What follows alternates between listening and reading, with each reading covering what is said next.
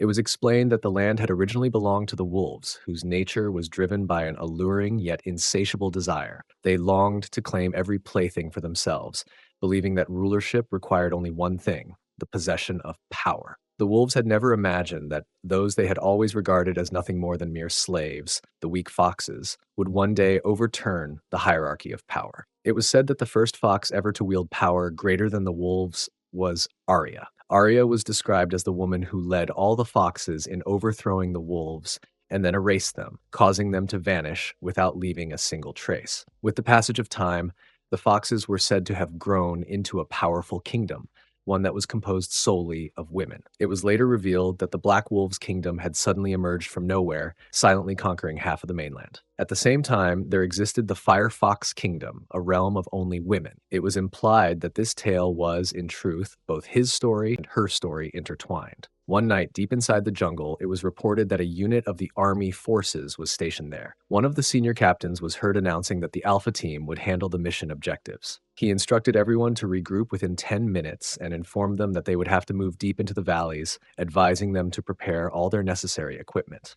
The captain further mentioned that although they were well equipped and the surrounding area appeared safe enough, they were not to let their guard down under any circumstances. He concluded by telling them that they had exactly 6 hours to complete the mission. The team responded in unison, acknowledging his orders by saying, "Yes, sir." Among the unit, it was noticed that 2 members of the force, both boys, quietly talking to each other as they prepared for whatever lay ahead. It was stated that one of the soldiers, Han Wol, spoke in a low but irritated tone, remarking that even for the Delta Force, being dispatched so deep into the jungle at such a late hour felt excessive. Han Rang responded calmly, acknowledging that Han Wol might be right, but he added that they had already enjoyed far too many peaceful days in this region. According to him, such calm never lasted, and it was only natural that things would eventually escalate. As they continued forward, it became clear that the captain walking ahead of them had been listening closely. Without slowing his pace, he spoke sharply, stating that he did not understand the reason he could hear their voices so clearly when their bodies were clearly not moving with enough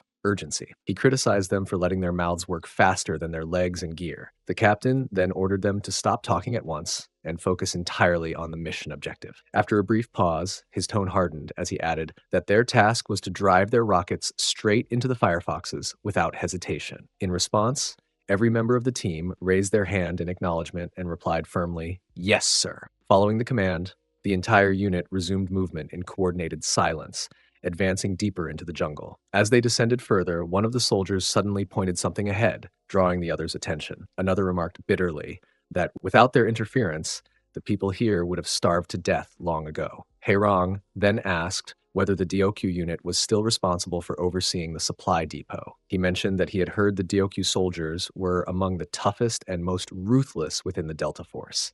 Hanwol said such a reputation should have been expected, reminding him that those units had already defeated the Foxes on several occasions. Heirong admitted that he did not fully understand the meaning behind Hanwol's last remark. Hanwol replied coolly that such confidence and dominance were privileges earned by the Delta Force. Once again, the captain noticed their exchange. He turned back briefly, his expression stern, and warned the soldiers at the rear to remain alert at all times. He reminded them that at their rank, they would not even be granted the opportunity to make contact, let alone make mistakes. As they finally reached their destination, one of the men commented with relief that they had arrived at last, though he immediately complained that his legs were aching severely from the long march. Another soldier quickly instructed them to search for guards in the area. At that moment, Heirong noticed something lying close beside him. Upon closer inspection, it appeared to be a dead body sprawled on the ground. Before the shock could fully settle, the captain issued a loud command, ordering everyone to prepare for battle immediately. The force members were visibly shaken, and one of them wondered whether the fire foxes were even in the area. Hanwol and Hanrong shouted almost simultaneously, declaring that there was no possible way this place could be their sacred territory. They demanded to know where the firefoxes were hiding. The captain reacted angrily, ordering everyone to drop their bags at once while cursing their lack of discipline. He then commanded them to ready themselves. In a swift motion, soldiers drew their swords, gripping the hilts tightly as tension filled the air. As they moved closer to the nearby houses, it became evident that numerous dead bodies were scattered across the area. The captain ordered the unit to thoroughly scout the surroundings. He instructed them to split into pairs and search every section of the area carefully. He also emphasized that they were to check for any survivors, no matter how unlikely it seemed. Haerong began inspecting the bodies one by one. After a moment, he stated that, just as he had suspected, all traces had been completely erased. Han Wol dismissed his words, calling them nonsense. Haerong clarified that he was referring specifically to the corpses, adding that he had heard stories of soldiers killing one another within the army itself, even among Delta Force units. Suddenly, Hanwol's demeanor changed.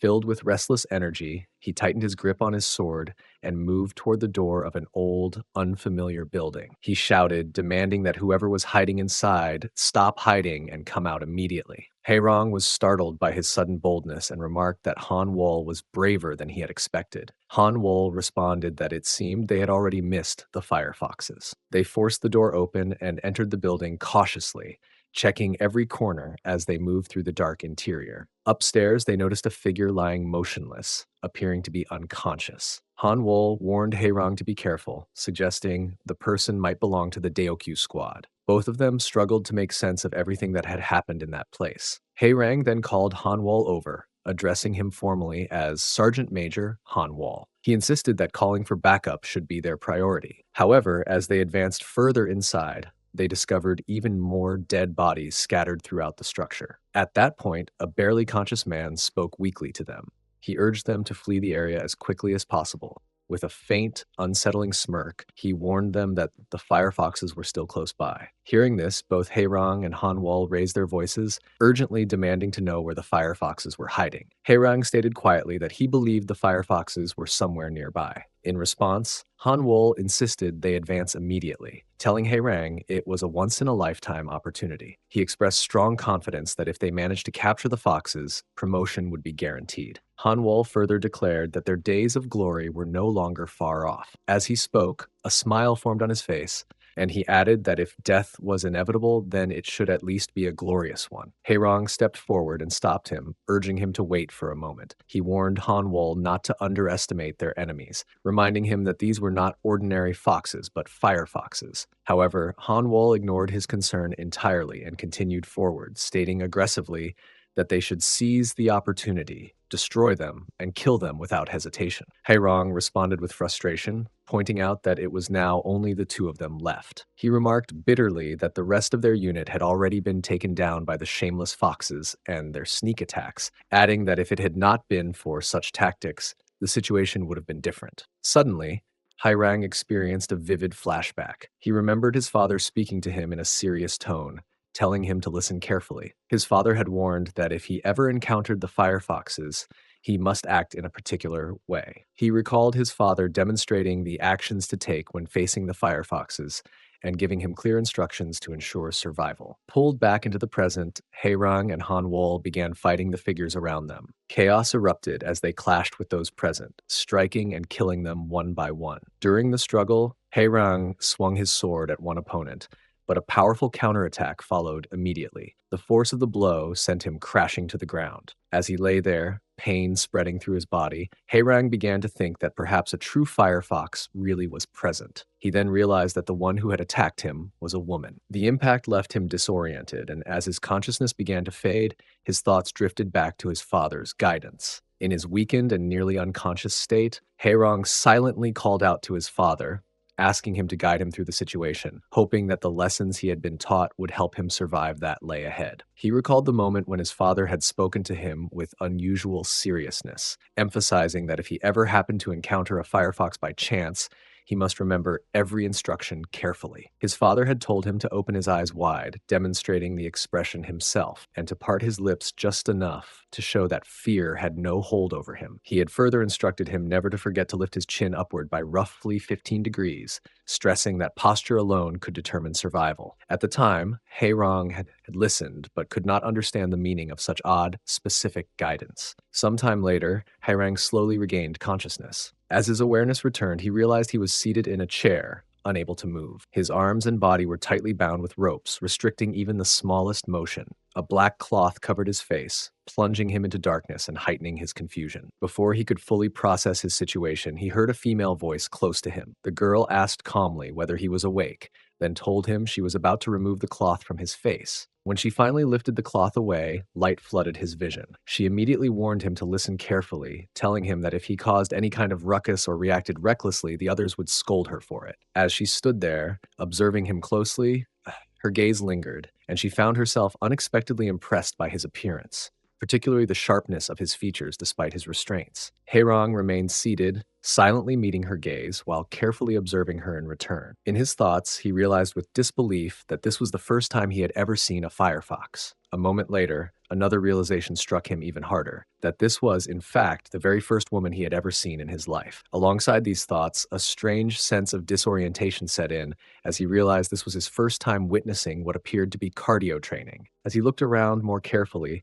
he noticed another pair nearby, a couple positioned beside them, moving in coordination as they performed the same cardio training together. The girl spoke again, telling him they had little time left. She explained that this was the first time they would be wrestling together and asked him to prepare. Her tone was firm but not unkind, as if this was simply a task that needed to be done. However, Haerong remained seated, his body stiff and his expression uncertain. He appeared deeply hesitant about taking part in the training. As his hesitation grew, his thoughts drifted inward once more. In his mind, he began seeking guidance again, reaching out to his father in his imagination, hoping for reassurance or direction. The weight of the situation made it difficult for him to stay present. In this flashback, he remembered a man calling his name, clearly and firmly, asking if he was awake. The man reminded him he was an only child and warned him solemnly that once he joined the army, he must never allow himself to be caught by the firefoxes. He spoke with certainty, saying that Haerong would be kidnapped within 2 days, and emphasized that he meant it in every possible sense. The man went on to say that it did not matter whether Haerong was simply a kind-hearted boy from a small village or someone who had been raised and trained as a soldier. According to him,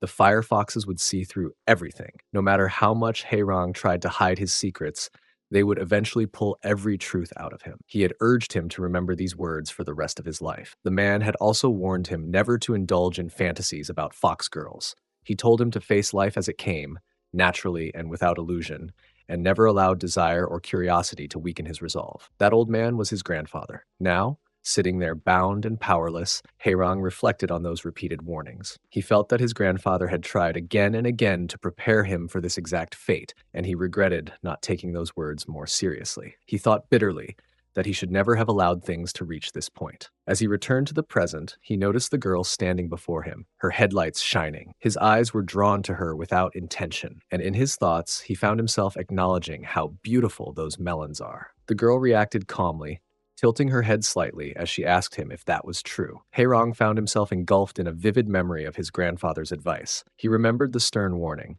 If he even considered joining the girls in cardio training, he should abandon the idea immediately. Life, his grandfather had said, was meant to be lived fully, and any diversion from that was pointless. As these memories swept through him, Haerong became aware of the girl standing in front of him. She looked genuinely surprised as her eyes fell on the weapon. A mixture of caution and awe reflected in her expression. In another part of the forest, a man wearing a long coat moved deliberately through the dense trees. A sword hung at his side, catching the light in fleeting glimmers. He walked with careful, measured steps, observing every leaf, every shadow, and every subtle movement around him. His gaze was sharp and calculating, as if he were searching for something or someone, and his presence carried an unsettling air of suspicion. Elsewhere, 2 girls sat quietly, absorbed in their discussion about the upcoming cardio training. One of them spoke thoughtfully, analyzing the current contenders. She said this isn't bad, but it isn't strong enough to break records. Wolves these days aren't like the ones from the past. Finding a truly exceptional one has become so rare.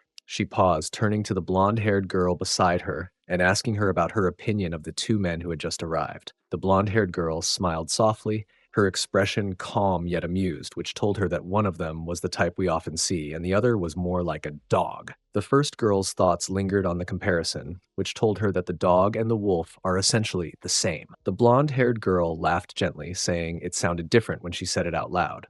The first girl glanced at her companion, saying, "It's already been 10 minutes," she said, her tone tinged with impatience. The blonde-haired girl, however, suggested patience and asked her to give them a little more time. It won't be easy for wolves to find this place anyway. Even if it's Karim's squad, it's been so long since we've seen any signs of them. Perhaps it's finally time they begin noticing Ara again. At that moment, a third girl appeared near the door, stretching and yawning. The first girl watched her and remarked lightly that she was yawning again. The blonde-haired girl instructed the third girl to focus solely on her cake. The first girl's thoughts drifted again, and she was saying that it's remarkable to think that that girl is the current incarnation of Arya. However, they have never seen the original Arya. The blonde-haired girl turned to the first girl and asked softly if everything was going well.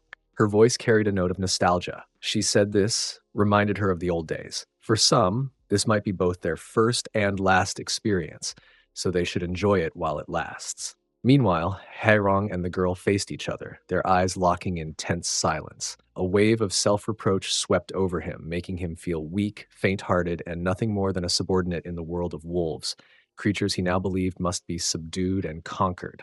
At last, the girl spoke, introducing herself clearly. Her name is Miro Danby. Hai Rong's gaze remained on her, yet his mind wandered back to his grandfather's words, remembering the warning never to forget the lessons imparted. He reflected bitterly that he had spent his entire life absorbing every word his grandfather had spoken, yet now, faced with this moment, he could not recall a single one. A new, unfamiliar scent filled the air. The smell of the girl standing before him. His eyes dropped to the ropes binding his hands, and frustration surged as he realized how they neutralized his strength. Despite this, he could not deny that the experience was unlike anything he had ever known. Finally, after a moment of reflection and determination, Haerong and Miro Danby began performing the workout session together. Another girl was performing a workout session alongside Han Wol, but she seemed completely dissatisfied with the training. Her expression revealed a mix of frustration and determination as she watched the others, clearly feeling that the exercises were not challenging enough. Observing Miro, Danby, and Haerang, she approached them and, turning to Miro, pointed out that Haerang had impressive cardio skills. She added that,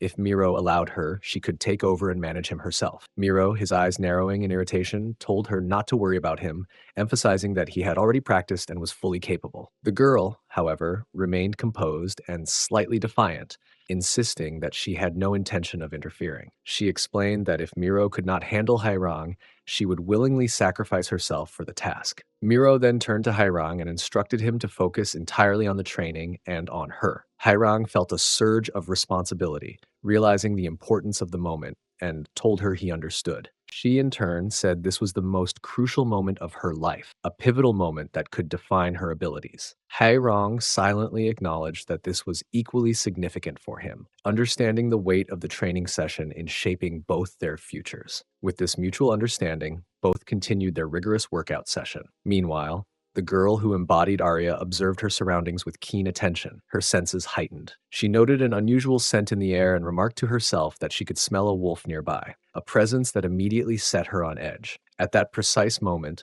Ryu Karim, the king and leader of the Black Wolves, appeared, moving with a commanding presence as he confronted the incarnation of Arya. His gaze was intense, sharp, and unwavering, as if he were dissecting every detail of her being. Inside, the couple remained completely absorbed in their training, seemingly unaffected by the presence of such a formidable figure outside. Ryu Karim paused briefly before the door, and with a single, overwhelming display of strength, shattered it into countless fragments, clearing his path inside. The incarnation of Arya immediately attempted to counter him, launching an attack in a swift effort to halt his advance. Ryu Karim, however, moved with an almost effortless grace, evading her strike with precision that made the attack appear meaningless, as though it did not affect him whatsoever. She commented sharply, acknowledging that it had not taken him long to arrive, her tone laced with both caution and challenge. He responded coolly, explaining that the fox's scent had been powerful, guiding him directly to this spot. She retorted, pointing out that he still had a way of speaking that was harsh and crude, almost like garbage. Ryu Karim remained unbothered, his expression cold and unwavering,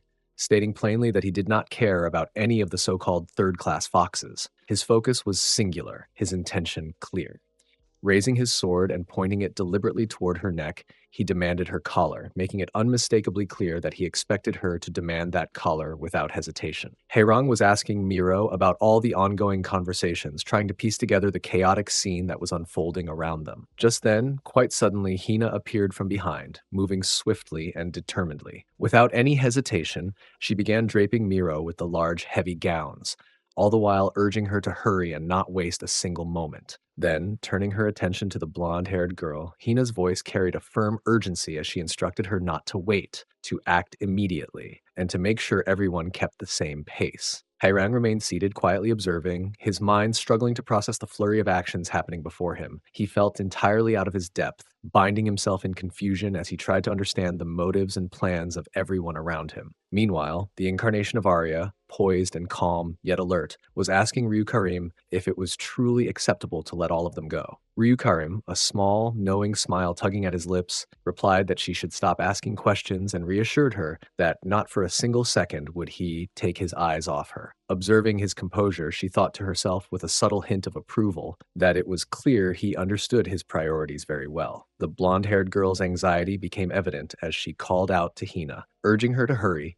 and warning that the goons could arrive at any moment, adding another layer of tension to the scene. Hina acknowledged her warning with a brief nod, understanding the gravity of the situation. Then, with determined intent, Hina tried to stop Miro and Haerong from continuing their workout, asserting she would force them to stop immediately. Yet both Miro and Haerang showed no signs of yielding, appearing resolute and unwilling to interrupt their actions, which made Hina visibly concerned, her brow furrowing and her eyes reflecting a mixture of worry and urgency. Despite this, Hina managed to grab Miro, firmly yet carefully, and led her out of the room. This moment was witnessed by everyone present, including Haerong, whose eyes followed the scene with a mixture of disbelief and unease. Haerong's mind raced as he reflected on the chaos unfolding before him. He thought bitterly that he had completely failed to make sense of the situation, that he felt as though his sense of understanding had evaporated entirely. Yet, in that very moment, he realized with a grim awareness that, despite his confusion, he had somehow managed to make himself the most infamous person in the world. This recognition made him feel both humiliated and powerless.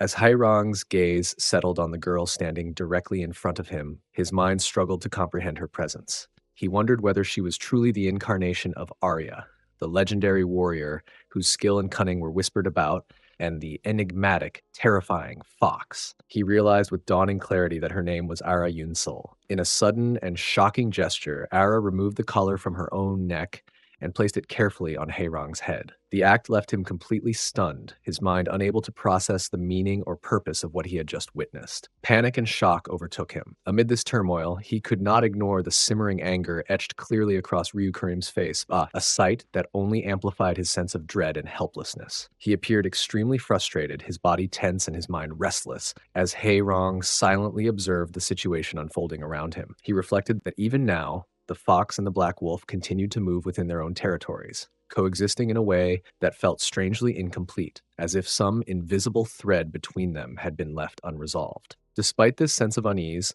the day was passing steadily, and he took in the island around him, shaped by the remnants of the fire giant's power. The volcanic forces that had once forged this land left behind not only its rugged terrain, but also its history, the story of how the island had become known as the Women's Country, rich with minerals and teeming with fish. Haerong thought about how people spoke of it as bright, lively, and remarkably clean, yet the true measure of its power lay in the foxes that roamed the northern lands, creatures of astonishing strength and cunning. To the south, the plains spread wide and fertile, their fields brimming with crops. The abundance of food naturally attracted countless rats and birds, and the atmosphere here was noticeably rough, plain, and far less pristine than the northern lands. Still, the people who lived there were powerful, shaped by the demands of their environment. Hairong considered the ruler of these southern lands a figure known as the Black Wolf, who now governed only the men's country. In contrast, Hairong's own home occupied a tiny, narrow strip of land, a place that stood between these two powerful territories, marking the delicate boundary of influence. Meanwhile, after regaining consciousness, he slowly opened his eyes to find himself lying beside a bed. His thoughts drifted immediately to his home, where he was already present, and he felt a lingering drowsiness, the result of a grueling interrogation that had lasted through the entire night. The police officers had pressed him to confess whether he had given them the protein shake, but he refused to lie, insisting on telling the full truth. Returning to the present, he realized with a shiver that if he had endured even one more round of questioning, he might never have been able to leave that place. His thoughts then turned to Miro Danby, the the girl with whom he had done the strenuous cardio. A wave of regret swept over him as he reflected on his own decisions, realizing how far he had strayed from the guidance his grandfather had once given him. He recalled her clear, lively voice, the faint but captivating scent she carried, and the energy that seemed to surround her. All of it had drawn him in and clouded his judgment. He knew with a sinking certainty that they would likely never meet again. In his mind, she was a mischievous, almost dangerous presence, a girl who had compelled him, against his will, to undergo the punishing cardio training. Suddenly, in the middle of everything, the door opened abruptly, and a giant man stepped into the room, his presence immediately drawing everyone's attention. Haerong's eyes widened in surprise as he recognized the man.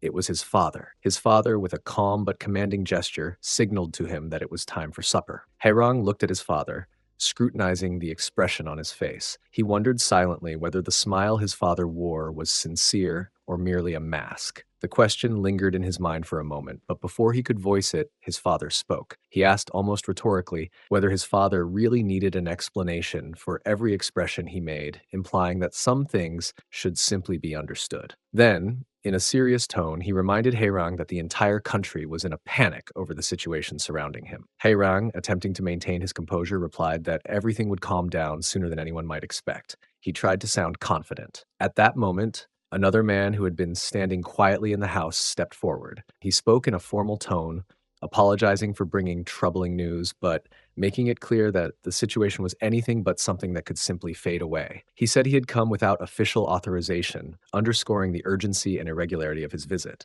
The man addressed Haerong's father by his name, calling him Mook Bum, which momentarily caught Haerong's attention. Mook Bum responded politely, asking the man if he would like to join them for supper. The man, however, smiled faintly but declined, explaining that there was no time to waste on formalities and that he needed to get straight to the point. He introduced himself as Baek Mu, a member of the King's Direct Intelligence Bureau, specifically part of the Shadow OPS unit, a fact that carried weight and authority in itself. Baek Mu then turned his attention to Haerong, explaining that he was immediately being relieved of his duties as a private in the support unit. He made it clear that from this moment on, they would take full responsibility for Haerong's well-being, a statement that conveyed both protection and a loss of autonomy. He stressed that Haerong needed to grasp the gravity of the situation quickly. The weight of responsibility was immense, and he was now tasked with bearing the collar's burden. This object had far-reaching implications and had attracted the attention of every agency in the country. Even the king himself was monitoring the situation closely. Baek Mu explained that everything that had happened to the owner, presumably the person tied to the collar, was a direct consequence of it. He concluded by making it clear to Haerong that his duties would now be very precise, and asked whether he was paying full attention to the explanation. Haerong stood there, looking utterly shocked, his mind racing to process the sudden developments. Internally, he reflected that he had never anticipated such extraordinary events intruding upon his otherwise normal life. He realized that all of these complications had stemmed directly from the kidnapping incident, a series of events over which he had no control. Amid the chaos, a fleeting frustration crossed his mind. He had not even been able to perform his cardio training. Baek Mu told Haerong that the collar he had brought belonged to Ara Yunsul. He further stated that Haerong would soon begin to feel the true weight of that name resting directly upon him, whether he wanted to or not. After saying this, Baek Mu turned his back as if the conversation had ended, but then paused and looked back at Haerong once more. He said Haerong had no choice in the matter. He reminded him they would be leaving at the previously mentioned time, and added that from then on, they would encounter each other quite often, and those meetings would come suddenly and without warning. Haerong remained standing where he was, his expression completely blank and empty. For a moment, he seemed disconnected from reality, unable to react or respond. That distant state abruptly shattered when someone suddenly punched him in the face, snapping him back to awareness. Immediately, several boys surrounded him, raising their voices and shouting at him to hurry up and spill everything. They demanded that he explain every detail without leaving anything out. Another boy stepped forward and threatened him, warning that he was fully aware of whatever would happen if the story failed to be entertaining. The shouting grew louder as more boys joined in, yelling at him to hurry up, for God's sake. They claimed that the entire town was already getting excited and told him not to even think about chickening out. They insisted that everyone had already heard about the situation there. leaving him no room to escape. A large lunch table had been placed in the middle of the area, and all the boys gathered tightly around it. They continued shouting over one another, loudly suggesting that the same kind of thing had probably happened to Gilsang and Yunshi as well. Their voices overlapped, turning the place into complete disorder. Finally, one of the boys raised his voice above the rest and told everyone to quiet down, announcing firmly that Rong was about to speak. Rong began to explain that the rookies were trying to experience everything secondhand, attempting to imagine situations they could never realistically understand or perform. He described how, when he finally came back to his senses, he realized that his hands were tightly bound behind his back. He mentioned that his arms were already aching and exhausted from being held in that position for too long. He continued, saying that a short-haired girl fox stood before him. According to him, she was in the middle of removing his uniform when she calmly asked him to join her for cardio. He went on to explain that at first, he did not react to her actions or her words at all. He remained still and unresponsive, unsure of how to respond. However, she then asked him whether he needed any help from her. As she said this, she began showing him some headlights. Haerong explained that those chocolates reminded him of sweet honey. He said that after looking at them for a moment, he decided to agree to wrestle her. All of the boys were present there, sitting and listening to the story with intense dedication. Their expressions betrayed how deeply absorbed they were, none daring to interrupt. At one point, he remarked that they should hold themselves together because he had not even truly begun the story yet. Time passed without anyone noticing, and by the moment he finally reached the end of his narration, it had already grown late into the night. By then, all of the boys were lying scattered across the floor, their bodies slack and heavy, appearing half asleep, as though the weight of the story had drained the last of their strength. Seeing this, Haerong began calling out their names one by one, urging them to wake up, gather themselves, and go home to sleep properly. After making sure they were at least breathing steadily, Haerong walked toward the fridge and opened it, expecting to find something to drink. Instead, he was taken aback when he realized that all the beer in the house had already been finished, leaving the shelves empty. At that moment, his father, Mook Bum, came into the room and noticed Haerong standing there. He told him to leave everything as it was, calmly explaining that the boys would eventually wake up and find their way home. Hearing this, Haerong turned toward his father and asked whether he was finally done with his business. His father replied that he was almost finished and had more or less settled things with the bigger ones. He then advised Haerong to prepare himself and warned him not to be late for the departure, adding that the place he was about to go to would be vastly different from the life he had known back at the unit. As he listened, Haerong found his thoughts drifting toward the Special Forces headquarters known as Shadow OPS. It was an organization that directly commanded the Special Forces and only drafted the absolute best among them. Simply being selected was considered an extraordinary honor, symbolized by the collar they wore. His father told him he would soon understand everything for himself, but also explained that the Special Forces followed a strict policy regarding Teok clapping. There was a quarterly quota that had to be met without exception, and failure to meet it would incur penalties. He further mentioned that there was a Teok clapping license granted only to first-class warriors. At present, it is mostly used as a symbol of pride, but the long-standing, stable friction between countries has gradually left both sides bored. As time passed, they began to create formal rules, such as requiring strict adherence to the winner's wishes in such situations. His father continued explaining that the winners had the authority to demand Teok clapping on the spot. They could decide the location and timing, and even specify certain postures during its performance. Of course, he clarified, such demands could only be made by those who had secured victory. After finishing his explanation, his father asked whether he was beginning to feel even a little motivated. Haerong replied that he felt motivated, but he also admitted that, no matter how hard they tried to appear strong, everyone knew they were the first to arrive. Because of that, others mocked them, calling them losers who could not even satisfy the foxes. As he said this, Haerong noticed a strange expression forming on his father's face, something subtle yet unusual, and he asked him about it. Instead of answering directly, his father countered with a question of his own. He asked Haerong how it had been for him personally, whether he himself had been called a loser, and whether the first fox had made fun of him. Haerong said he didn't think Danby had treated him that way. At the sound of Danby's name, his father was visibly surprised and immediately asked whether she had actually told him her name. Haerong confirmed that she had. His father then questioned whether he had shared this information with anyone else. Haerong replied that no one had even asked him about it. Upon hearing this, his father said that it was a good thing. He then explained that there was one important rule: the foxes should never break during workouts with the wolves, never reveal their names. He clarified that this was because wolves could track down a fox who was expecting a child once her identity became known. His father went on to say that Bed Fox had revealed her name to him and that such an act was against all established rules. As he listened, Haerong found himself unable to grasp the deeper meaning behind the conversation. With visible confusion, he asked his father to continue and explain further, hoping that the missing pieces would finally fall into place. However, his father replied that it would be better to end the discussion there.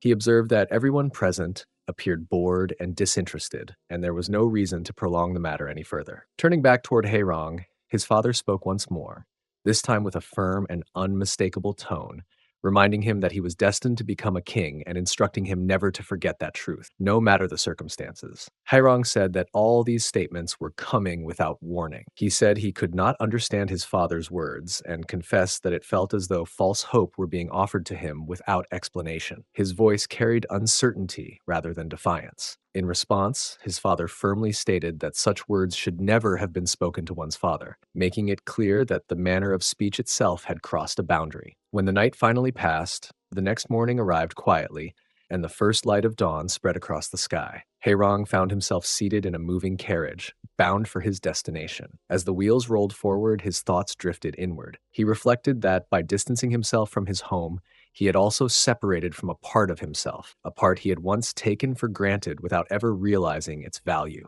The thing that had once been a fortunate and private refuge now felt as though it was under fire, while his father seemed to be enjoying himself elsewhere, unaware of how that unseen fire was slowly draining the life and strength out of him. Sitting inside the carriage, Haerong lifted his gaze toward the sky and quietly observed the weather. He wondered how his father had managed to know so many top-level secrets within the intelligence network. The thought troubled him, as his father had never openly spoken about such matters. At the same time, Haerong realized that he himself had never truly asked. When the carriage finally reached its destination, the movement slowed to a stop. The carriage driver addressed Haerong and asked him to gather his belongings and prepare to step down. The carriage driver smiled warmly as he spoke, thanking Haerong and remarking that, although it might sound amusing, he had a strong feeling that Haerong would adjust very well to the place. He added that Haerong should call him whenever he was out on leave. Haerong stepped down from the carriage and replied that he would do so, respectfully telling the driver to take care. After leaving the carriage behind,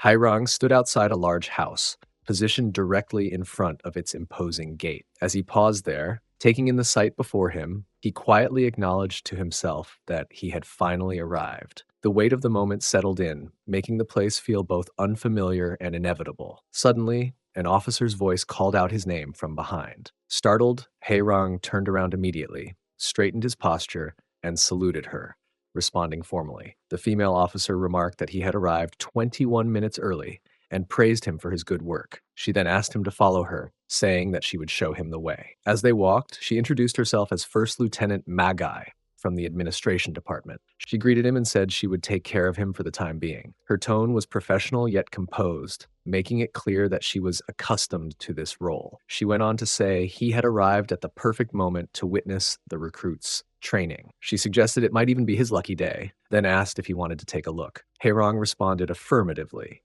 indicating his interest. In response, she told him to observe closely, explaining that in about a month, this same training would be his own reality. Soon after, a gate opened in front of him, revealing a corridor that stretched ahead. From within that area, the sounds of unusual conversations and strained voices echoed outward, creating an unfamiliar atmosphere. As he stepped inside, he found a workout session already in progress. Watching the intense movements and disciplined coordination, Haerong realized that this was the world of the Special Forces, a world he was about to become a part of. Lieutenant Magi asked Haerong to take a closer look at the situation before him, explaining that this was exactly how things would look for him in about a month. Once the wrestling match ended, a man announced that the first test was officially over and instructed everyone to tidy the area and clean themselves properly. After making the announcement, the man turned toward Officer Magi and said, it was rather rude to enter right in the middle of an ongoing test. Magi responded that it wasn't as if this were her first time doing something like this, and casually asked whether there was anything truly worth paying attention to.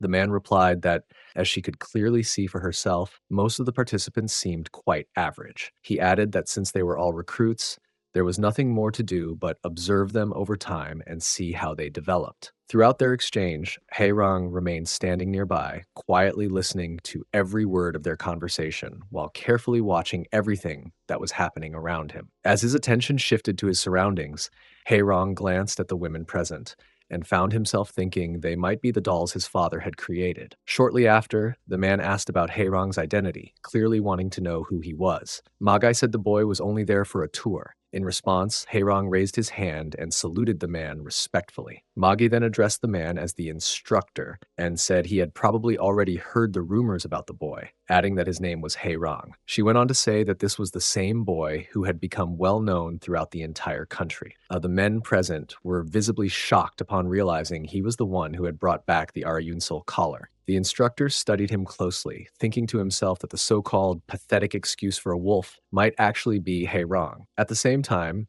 Haerang stood silently, trying to make sense of the unfamiliar emotions rising within him, wondering whether everyone around him was deliberately trying to show him his place in the pecking order. Magi then said it was time to move on, noting it was nearly time to head back down. She also added that it was not every day that a newcomer like him got the opportunity to meet the bailiff in person. After saying this, the two of them left the area and began walking toward another section. As they walked, Magi reminded him to behave in the most respectful manner possible. Haerong replied that he was already accustomed to dealing with elders. Magi remarked that his behavior made him seem slightly suspicious, but she added that this was not necessarily a bad thing. Soon they arrived in front of a large door. Magi stepped forward and knocked, announcing that it was the personnel officer. A voice from within called to them, inviting them in. Magi then told Haerong to leave his bags outside. He agreed, and she informed him that she would see him later before stepping inside. Once he went in, he saw an officer seated behind the main desk. The officer called him forward and said he did not understand why Haerang was standing there, waiting around unnecessarily, addressing him as Private Haerang from the 572nd Support Unit. The officer continued to look at him with visible dissatisfaction and remarked that he was nothing more than a 3-month-old newbie recruit who was certain to give her an unbearable headache. He openly stated that she could not understand the reason Arayunsul had entrusted her collar to someone like him. Addressing Haerong directly, he explained that the Special Forces' fundamental purpose was to combine the best seeds with the finest seed bearers, ensuring strength and continuity. However, she added that, despite understanding the principle, she still failed to grasp why Arayunsul would think of creating such disorder and confusion through this particular decision. The officer went on to say that the finest warrior among the Black Wolves was undoubtedly Ryu Karim. He bluntly admitted she could not understand why Arayunsul had chosen to completely ignore him. Instead, she questioned the reason someone as inexperienced as Haerang had been selected. Continuing her explanation, the officer said there was a place called Pusil. He explained that even though they were savage warriors, they could not hold workouts on the open plains like wild animals. Pusil, he clarified, was a luxurious establishment situated within a secretly neutralized territory. He further explained that Pusil contained more than 50 rooms, each crafted from the finest materials on the planet. According to him, every single room possessed its own unique interior, design, and atmosphere. He then added an important condition. If a man and a woman entered one of those rooms, they had to remain there for more than half a day. After stating the rule, the officer asked Haerong whether he understood everything the officer had explained so far. He then clarified her words, explaining that this condition meant the golden ticket to enter one of those rooms was exactly what he had received from Ara Yun-sol. To reinforce his statement, the officer raised Ara Yun-sol's collar and showed it to him, explaining that it meant he and Ara Yun-sol were required to stay together in Pusil for that specific period. This revelation left Haerong completely shocked. His mind began to drift, and he found himself unintentionally imagining her, lost in thoughts that overwhelmed his focus. Noticing his reaction, the officer asked whether he truly understood everything he had said. He then said that things would become interesting from that moment on. He informed him that he had 1 month and that whoever received this collar was required to notify the date on which they would meet the foxes. He emphasized once again that all of these rights and privileges were granted only to members of the special forces. The officer asked whether he truly understood the implications, clarifying that it meant he had to prove himself capable of joining the special forces. He described this as an opportunity to assess how feeble a man he actually was. Meanwhile, Haerong remained deeply lost in his own thoughts. The officer continued speaking, stating that he was the only hope they had placed their expectations on. He then asked him directly whether he was Mukbum's son. However, Haerong did not respond, still consumed by his thoughts. Growing impatient, the officer asked him sharply whether he was even listening. The next morning arrived bright and clear over the borderland city within the Crimson Fox territory. Inside the force's lodge, Byolji, a member of the Thousand Steps Special Forces, was present and deeply engaged in a workout session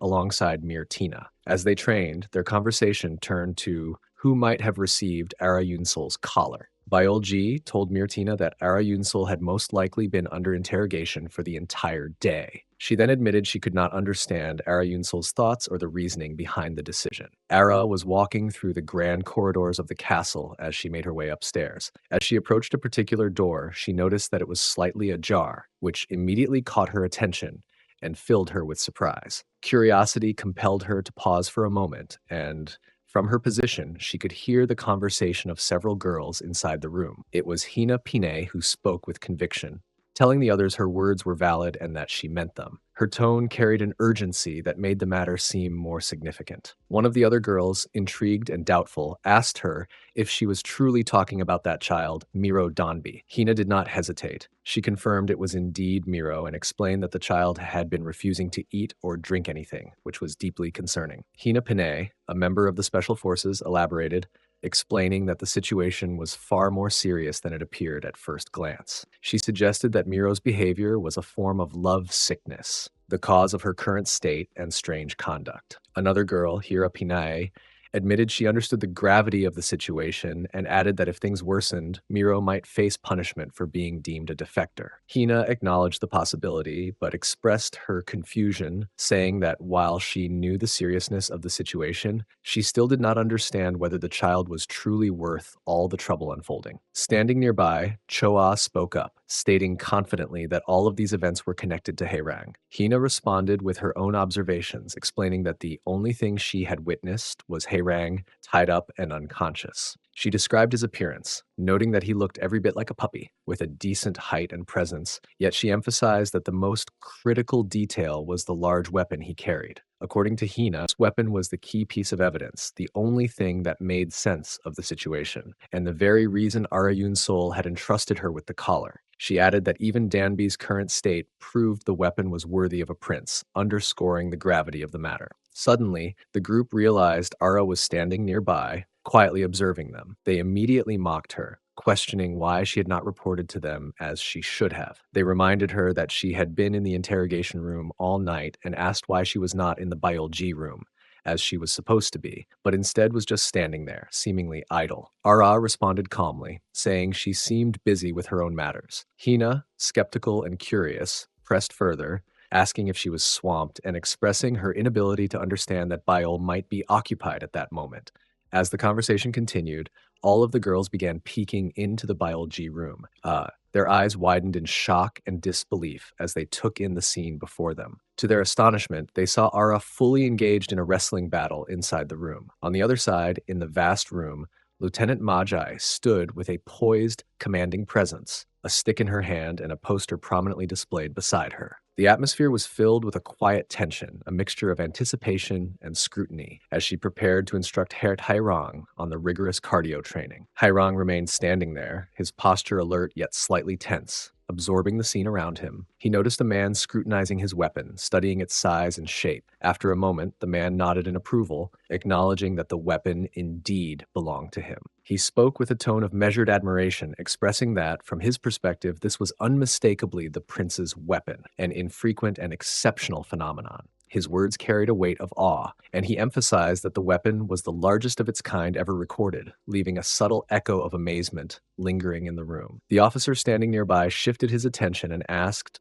his voice carrying a professional curiosity about the results of Haerong's physical examination. Mage, maintaining her composed demeanor, held up the report and recited the details with precision. She noted that Haerong had completed 30 laps of cardio in 42 minutes, an impressive feat demonstrating stamina and endurance. The obstacle course had been cleared in 11 minutes, a testament to his agility and speed. Furthermore, his muscle strength, vision acuity, auditory perception, and reaction time had been carefully recorded, culminating in a final assessment placing him in the middle class of rank 1. A ranking table sat nearby, methodically listing the results for reference. The officer's eyes widened slightly in surprise, reflecting a moment of genuine astonishment at Haerang's middle-class placement within rank 1, a recognition of his considerable capabilities, yet tempered by the strict hierarchy of the system. Baekmu, present in the meeting and exuding a calm authority, raised his hand to speak. He reminded everyone that 2 crucial spots still remained unfilled, his tone firm yet measured.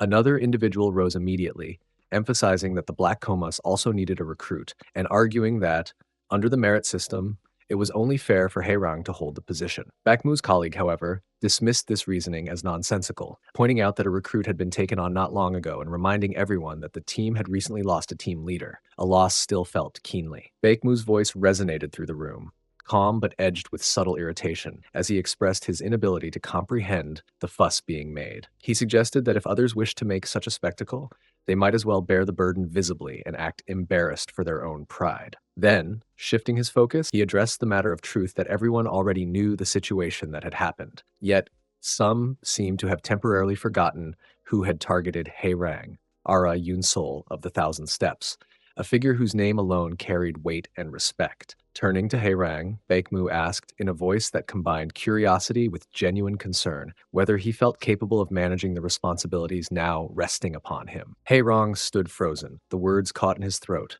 confusion clouding his thoughts. His mind raced, yet no clear answer emerged, and silence stretched in the room, heavy with expectation. Baekmu observed this quiet hesitation and remarked that it was perhaps inevitable that everyone had become too absorbed in the significance of the prince's weapon, allowing the larger context to fade momentarily from focus. The officer, his expression serious yet tinged with curiosity, noted that, all things considered, the situation was somewhat surprising. He explained that the remaining priority was to address the most critical element of all, that is, Haerong's basic power level. Baekmu added that, by coincidence, a volunteer teaching assistant was presently waiting to observe him, prepared to supervise and guide the assessment process. The man confirmed with resolute certainty that he would indeed be overseeing everything, leaving no aspect unattended. Haerang continued to stand in the center of the room, his body tense. A slow, inward realization settled over him that the day felt unusually long. After a while, once Haerang was finally free from the long, intense meeting, he stepped outside into the open air.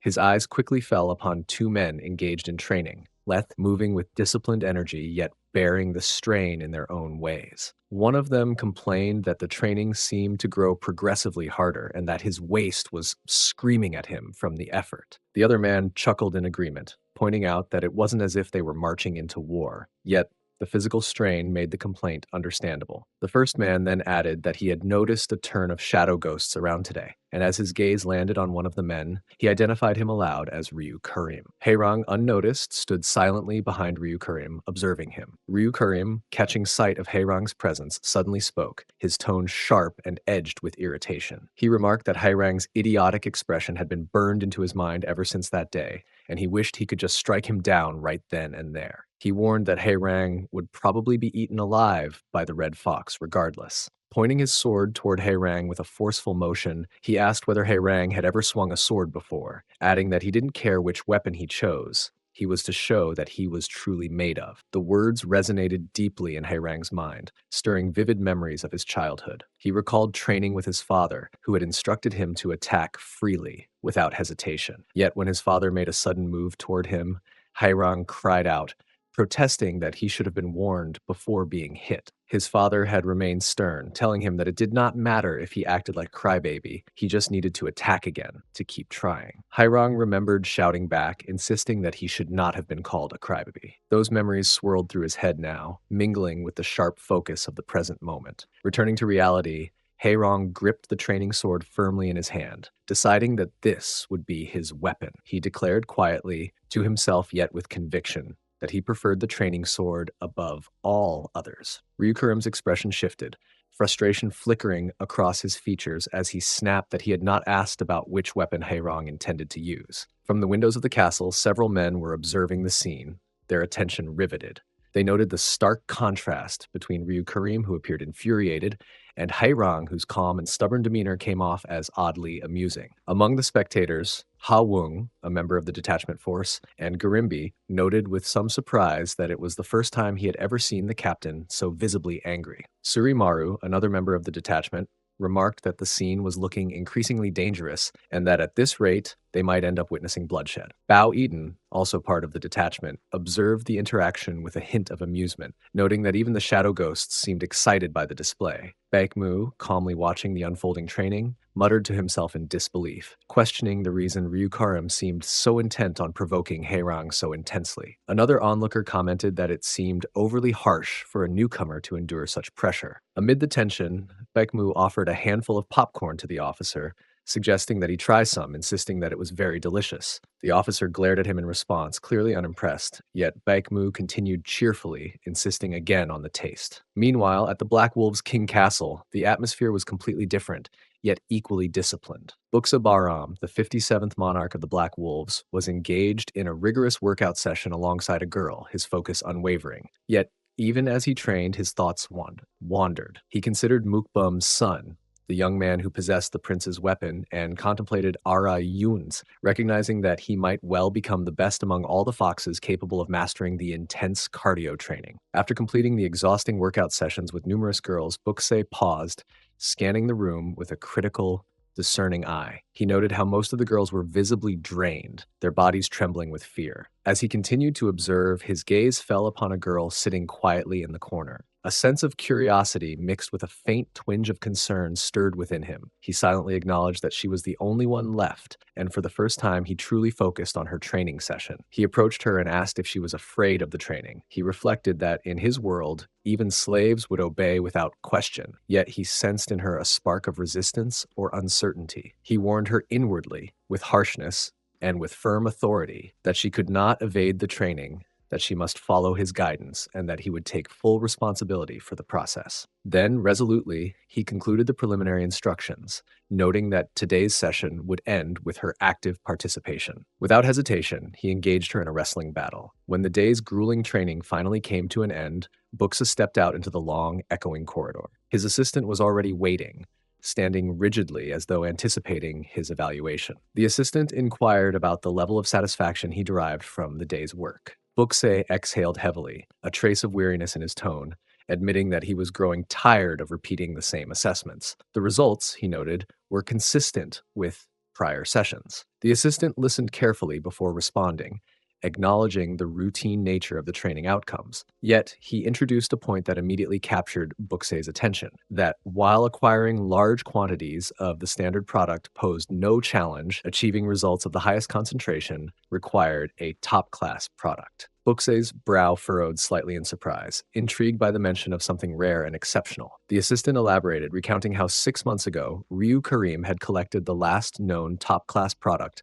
the blue columbine. It was said to surpass even the famed blue light variant, its quality and receptivity making it extraordinary. The small amount they had managed to extract thus far was barely enough to fill a modest bottle, yet its potency was staggering, estimated to be 10 times stronger than ordinary extractions. Buxe visualized the effect vividly of a single dose capable of elevating an individual's senses to extreme, almost intoxicating levels. The assistant explained that during workout sessions with the girls, this product would cause intense excitement, amplifying their reactions beyond normal limits. Buxe felt a surge of anticipation at the thought. His mind raced with possibilities as he imagined using the flower to influence the girls' responses. There was one particular girl who immediately came to mind, and he found himself eager to test the effect on her. However, he suppressed his curiosity for a moment and instructed the assistant to devote all his efforts to producing the substance, emphasizing secrecy. Not a single rival could suspect their work.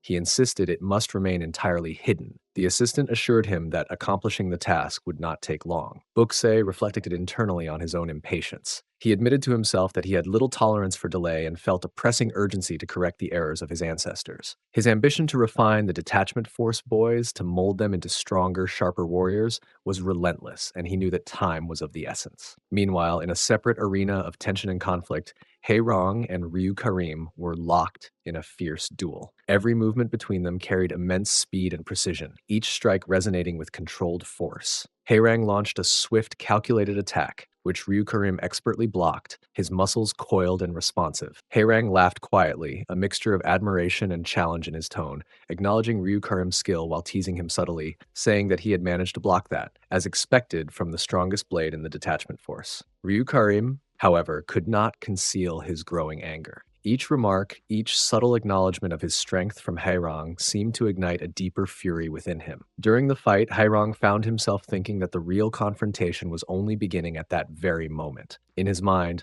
he felt that everything up until now had merely been a prelude, and that the true test of strength had finally started. Almost immediately after this realization, a massive clash of swords erupted between Rong and Ryu Karim, the impact ringing sharply through the air. The sound alone was enough to spike the tension in the surroundings. The audience there was utterly surprised by the sight before them. Many of them had not expected Rang to withstand such an exchange. Suri, watching closely, remarked that Rang had timed his movement precisely so that he could block the incoming attack, and he pointed out that the captain had certainly not been holding back his strength. Ha Wung, who was standing nearby, added that what they had just witnessed was not something that could be dismissed as a simple block. Bao Eden, observing, noted that it actually looked as though the captain's sword had been pushed back slightly, even if only by a small margin. Rong then launched another attack toward Ryu Karim, putting everything he had into the strike. At the same time, he was thinking that he was completely screwed and that the situation was growing increasingly dangerous. Without hesitating for even a second,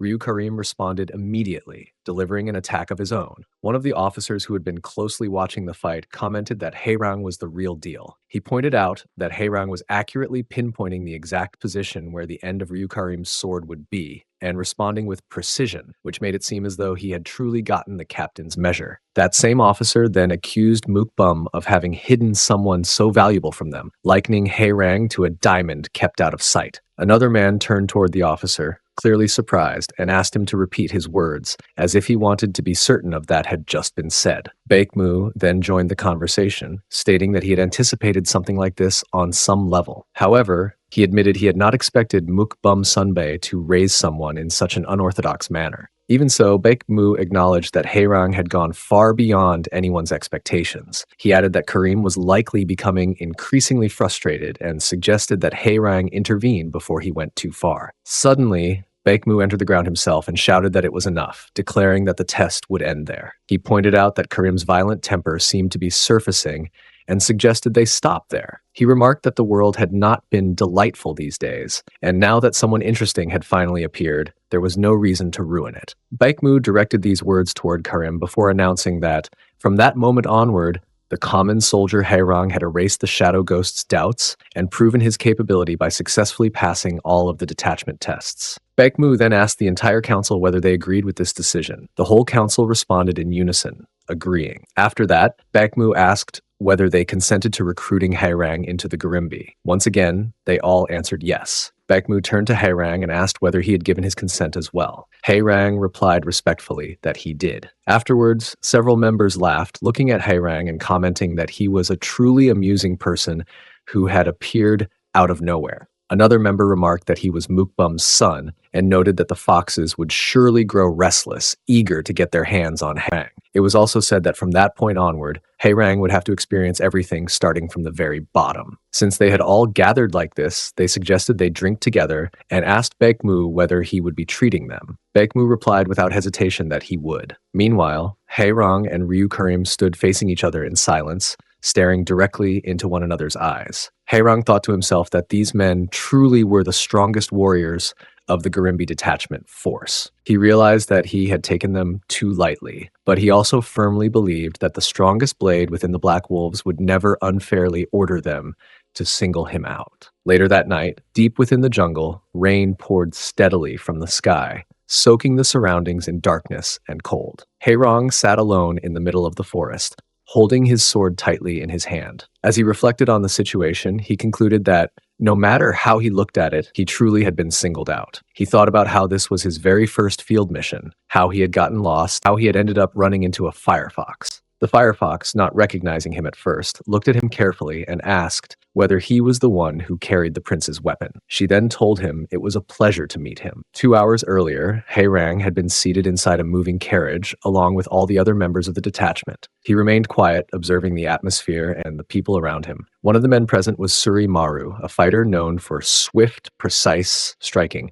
relying on speed and sharp timing rather than brute force. Another member was Bao Eden, a man who openly took pride in his iron wall defense, carrying himself with the steady confidence of someone who trusted his ability to withstand any attack. There was also Ha Wung, the Amazonian warrior, whose incredible physical strength was immediately evident, and whose presence alone carried a sense of raw power. Sitting among them was the captain of the Gimbe detachment force, Ryu Karim, a man universally acknowledged as the strongest blade within the Black Wolves. As the carriage continued its journey, another member spoke up from his seat, remarking that if they included the member currently on a mission, their group would be complete at 6. He said it made the moment feel strangely fulfilling, as if it were worth celebrating. His words caused a sudden silence to settle inside the carriage, filling the space between all of them. After a brief pause, he spoke again, stating that he would repeat this once more, that all members of the detachment force were considered to be of equal class. He emphasized that they ranked members only by skill and accomplishment. In other words, how one performed and how far one advanced depended entirely on personal ability and effort. He then explained that the Gimbe team house, which fell under their jurisdiction, was conveniently located in the northeastern section of the border, approximately 40 miles from their current position. He added that they could easily make their way there without drawing attention or creating unnecessary trouble. However, he concluded that proceeding in such a simple, uneventful manner felt far too boring. At that moment, Maru suddenly decided to do something strange, seemingly just to break the dullness in the air. Without warning, he lifted his leg and aimed a kick toward Haerong, commenting that, as expected, Haerong did not seem to be a fake and suggesting that they try one more time. Haerong reacted quickly and blocked the attack, though he was clearly confused and unable to understand the reason behind Suri's behavior fully. Almost instinctively, Haerong struck back at Suri with his own leg, acting out of reflex and a sense of retaliation. The counterattack landed with unexpected force, strong enough to knock Suri's glasses off and send them flying far away. This immediately frustrated Suri, who visibly flinched at the blow. Haerong looked at him and asked whether this was some kind of hazing, trying to make sense of the situation. However, before he could grasp the situation any further, Haerong suddenly found himself outside the carriage, standing on the road. Suri, now standing there and holding his glasses, remarked that Haerong was a very amusing individual. He added that, just as the old man had said, Haerong truly was not normal. After saying this, Suri threw Haerong's sword, his map, and all of his other belongings out of the carriage toward him. He shouted that Haerong's hazing process officially began at that very moment. He told him they would see him again at the team house and added they would at least give him a warm welcome if he made it back alive. Finally, Suri wished him the best of luck, mockingly calling him the friend of the one who carried the prince's weapon. Haerong finished his thoughts, reflecting that he had never expected a warm or loving welcome from the beginning. Even so, he admitted to himself that he had never imagined such strange and unpredictable behavior from those people. However, he reassured himself that despite everything, he was at least confident in one thing, his ability to read a map. Believing this skill would guide him forward, he reached for the map, unfolded it carefully, and began studying it with focused attention. As he stood there reading, the atmosphere gradually shifted and rain began to fall, soaking the surroundings and marking the passage of time. Returning to the present moment, Haerong was now seated beside the artery, his posture steady but his thoughts heavy. He reminded himself firmly of who he was, thinking that his name was Haerong Ai, not Prince Weapon. The firefox now stood directly in front of him, her presence unmistakable. She spoke confidently, telling him that she felt fortunate to have him standing before her. She reassured him there was no cause for concern, explaining she had no intention of bringing her colleagues here. She added that she could not imagine sharing him with anyone else. Introducing herself, she stated that she was a member of the detachment force known as the Pebbles of the Red Foxes and that her name was Hyangri Young Aji. She then asked him to remember her name clearly. As Haerong looked at her, he found himself thinking that it seemed common for detachment forces to exchange names in this manner, almost as a form of acknowledgement. At the same time, she continued observing him, carefully studying his posture, stance, and overall form. She wondered whether he was training with his sword, yet she could not understand the reason he would be wandering alone in such an area. She considered the possibility that he might be bait, but even so, she decided that this was prey she would gladly pursue. No matter that much danger he might carry within him, she resolved that she would devour him completely and then escape. With her decision made, she suddenly rushed forward to attack him. Haerong, already prepared, moved to meet her assault head-on. During her first strike, she realized to her surprise that he was not retreating but pushing directly into the attack. He disrupted her balance by placing his foot deliberately in her path, turning his shoes into an obstacle she had not anticipated. The sudden interference threw her off balance, and she fell to the ground. Haerong looked down at her and remarked that this outcome had likely occurred only because she had let her guard down, though he acknowledged that he had taken advantage of that opening. She looked up at him with a calm smile and asked whether he truly believed she would accept defeat so easily, insisting that she was still capable of fighting. Haerong met her gaze and calmly asked her to hand over the collar. She replied that she could give it to him. When he asked her once more, reinforcing his request, she finally conceded, admitting her defeat. Haerong held the collar firmly in his hand, turning it over slightly as his mind wandered. He realized this was technically his second collar. Yet unlike the first, it had been earned entirely through his own effort and determination. A small sense of pride and satisfaction stirred in him as he contemplated it. Breaking his reverie, he asked Hyangri whether it was truly necessary to do the cardio session right then, especially with the rain dampening the surroundings. Hyangri responded thoughtfully, noting that the rain might make things difficult, and suggested they meet later at the Pusil, where conditions would be better. Haerong's curiosity shifted to the question of who had charged at him earlier, as if Hyangri had insisted on training with him first. He voiced this aloud, trying to make sense of the sudden intensity of her approach. Then, with a more relaxed tone, he reassured her that there was no need to worry about anything, that he would ensure that everything turned out fine, and that no harm would come from the training. With that mutual understanding, they began their workout together, the rhythm of movement and exertion harmonizing between them as they focused on each exercise. Far away in the forest, two of the foxes were in the midst of a search for Hyangri Youngji. They moved cautiously among the trees, the damp earth soft beneath their feet, as one of them admitted his confusion about her exact whereabouts. The other fox suggested that if she were in danger, she would have already sent a flare, signaling for help. The first fox nodded, glancing around at the blossoming surroundings, remarking that the rain had encouraged all the columbine flowers to sprout beautifully, their colors vivid against the dark, wet forest floor. The second fox, however, allowed his thoughts to drift toward a more aggressive notion, commenting that it would be satisfying if they happened to encounter the prince weapon user and deal with him. The first fox let out a frustrated sigh, reflecting on how he had been unable to carry out even simple cardio training with Jester recently, and a sense of annoyance crept into his tone. After a lengthy and fruitless search, the two foxes reluctantly concluded that Hyangri Youngji might simply be enjoying herself somewhere. One of them rejected the idea outright, but then suggested they waste a moderate amount of time there before deciding to call it a day. The other fox agreed, casually noting that he would go and enjoy some snacks instead. Meanwhile, hidden high above in a tree, an imposter silently observed their conversation, her presence unnoticed as she absorbed every word, every hint of frustration and strategy. Back at the training site, after Haerang and Youngji finished their intense wrestling battle, Haerang commented on the change in the sky, noting that it had cleared and the world around them was now visible once more. He mentioned, almost teasingly, that it was time for him to depart, and he reminded her gently not to catch a cold. Youngji remained seated, her gaze lingering on him, and she thought to herself that Haerang was truly a gentleman to the very end.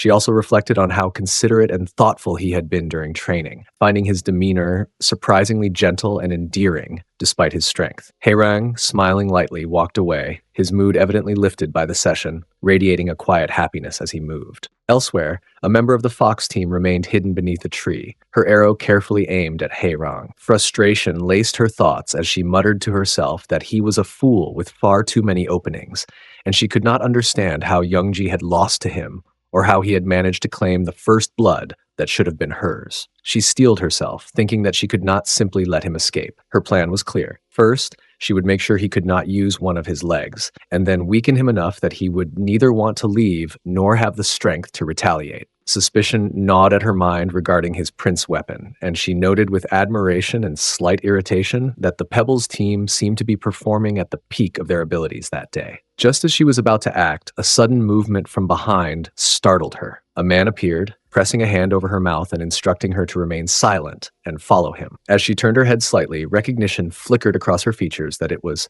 Hok Surahang, a figure she knew well. Meanwhile, Haerang lifted his gaze to the sky, observing the brightness that lingered after the rain. The clarity of the night sharpened the atmosphere around him, making everything seem more vivid and alive. He reflected that he might not be able to find his way home tonight, but at least he could see clearly, navigating the path in the illuminated darkness. Still, a small disappointment lingered within him, wishing he could continue his workout session just a little longer. When Haerang reached the house, one of the boys immediately erupted with excitement, his voice carrying across the courtyard as he called out to everyone. He urged them to come down and see who had just arrived. He pointed toward Haerang and explained that this had to be the new guy who had become the talk of the town in recent days, emphasizing that he had appeared far quicker than anyone had anticipated. Meanwhile, another boy, standing slightly behind, studied Haerang's posture and movement carefully, remarking to himself that his arms and legs seemed well-proportioned and strong, capable of more than just ordinary tasks. One of the boys, clearly intrigued, turned to Haerang and asked whether he too possessed the prince's weapon, his words tinged with a teasing undertone. He added, almost playfully, that Haerang seemed perfect for the girls, like an easy target, a comment that underscored both admiration and envy. He continued with a hint of begrudging respect, noting that it was men like Haerang who caused repeated disruptions in the detachment force. He mentioned that, perhaps because of his abilities, Haerang had been specifically assigned to the Gimbe, a posting that carried its own weight and significance. At that moment, Suri entered the scene with a calm authority that instantly demanded attention. She addressed the boys directly, warning them not to approach Haerang recklessly. Her tone was firm, carrying the weight of experience, as she cautioned that anyone who attempted to provoke him without understanding his capabilities would likely face consequences similar to those their captain had endured. The boys, who had been buzzing with curiosity and bravado just moments before, froze in place. The shock of her words settled over them like a sudden chill. One of them, struggling to process the warning, muttered that it sounded as though Haerang had actually confronted Ryu Karim head-on, a thought that made the others exchange uneasy glances.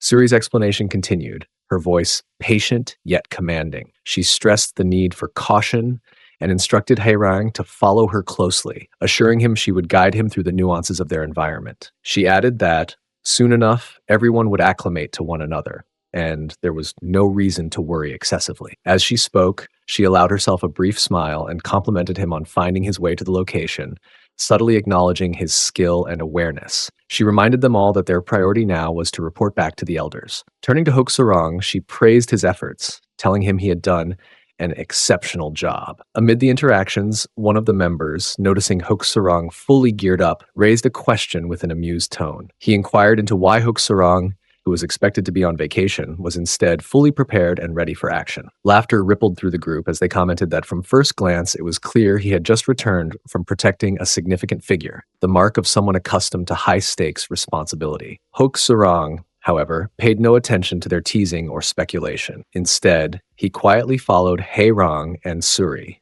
moving at a steady, deliberate pace that suggested focus and discipline. The remaining members left behind in the courtyard stood in a mix of frustration and disbelief. They exchanged glances, muttering to each other, struggling to reconcile the notion that such a small, unassuming figure could have gone against someone like Ryu Karim. Some speculated that perhaps Haerang and Suri were deliberately withholding the full story, keeping the details of the confrontation hidden for reasons they could not yet understand. Meanwhile, Suri and Haerong entered the elder's room. Suri greeted the elder respectfully and informed him that Prince Haerong had returned safely. The elder, seated with an air of calm authority, asked whether Haerong had returned in one piece, his eyes searching for any sign of injury or fatigue. Suri reassured him that, for the moment, Haerong still had all his limbs intact and appeared unharmed. The elder's expression shifted to one of mild surprise and satisfaction, remarking that Haerong had returned far quicker than he had anticipated. He described the feat as magnificent,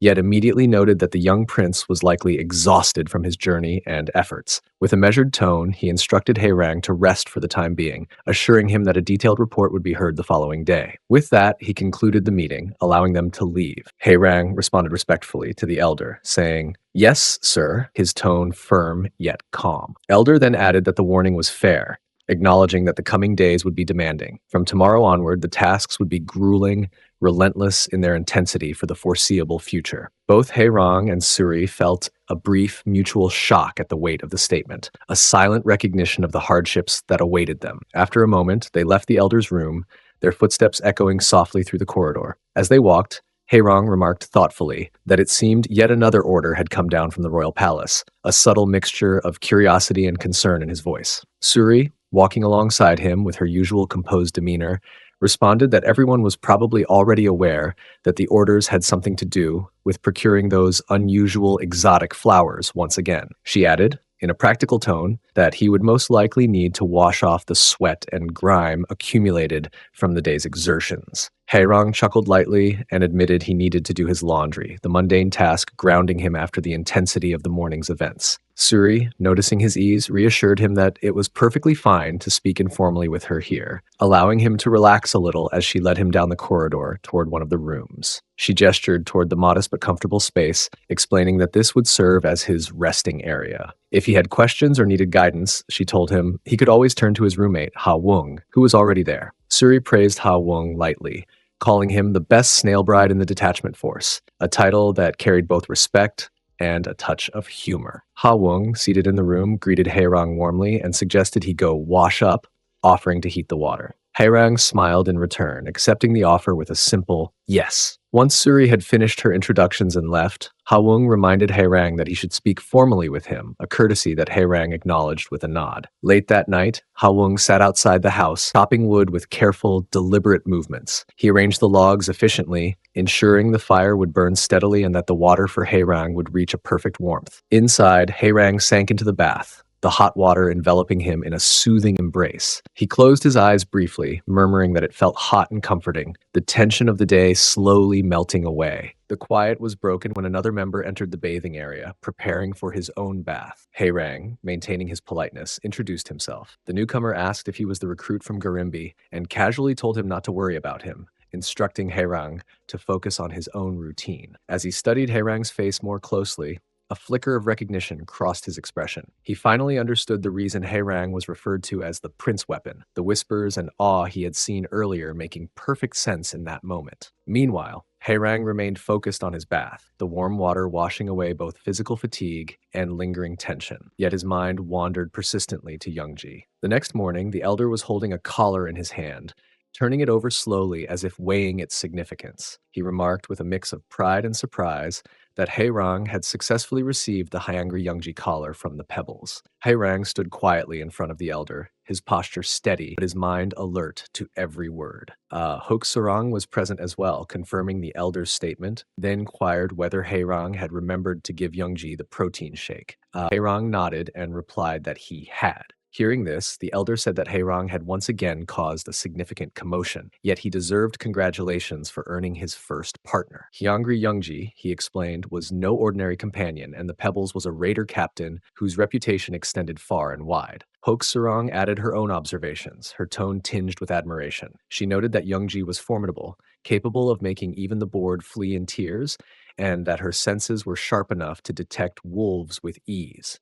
She was not someone to be underestimated, and even when cornered, she would never admit defeat. Often, it was those who challenged her who ended up feeling defeated instead. Recently, Youngji's determination had grown even stronger. A blazing fire ignited within her, making her presence even more formidable. The elder, clearly impressed, asked whether it was true that Haerong had given her the protein shake. Hoke Surong confirmed it without hesitation, and the elder allowed himself a small, approving smile. "This is quite admirable," the elder murmured, his eyes gleaming. He speculated that even the foxes must be going mad over Haerang, desperate to uncover his true identity. He anticipated that the upcoming field mission would be particularly engaging, and he assumed that Haerang had already sensed this. He explained that the mission would once again be a procurement mission, but hinted that if Haerang could locate something unusual or exceptional, his reward would be doubled. Everyone present listened intently, absorbing each word. Suri, ever practical, couldn't help but voice her doubt. She wondered how this approach made sense if their goal was simply to hit a quota.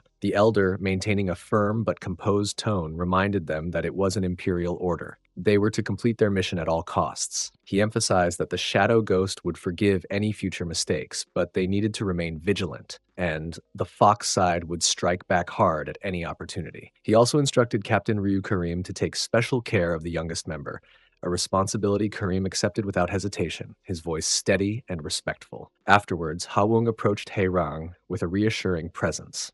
He told him not to worry, assuring him that as long as he stayed by his side, everything would be fine. Haerang admitted quietly that he was not particularly nervous, though a subtle tension lingered in his chest. Hawung acknowledged this, noting that everyone experienced some anxiety the first time they faced such a situation. There was a quiet moment, almost a pause, where Haerang could feel the weight of expectations pressing on him, tempered by the calm reassurance of his comrades. The elder then called Karim aside, warning him not to attempt to control irrational numbers, citing the current instability of the Imperial castle. Karim nodded thoughtfully, committing the words to memory. With instructions given, the group departed from the house to begin their mission. Suri, sensing Haerang's quiet contemplation, asked how he felt about embarking on his first official field mission. Haerang confessed that he had yet to feel the true weight of it, though a part of him was already absorbing every detail of the world around him. Suri teased him, suggesting that anyone who had felt it already must be crazy. Haerang reflected for a moment, recalling the nights he had ventured outside.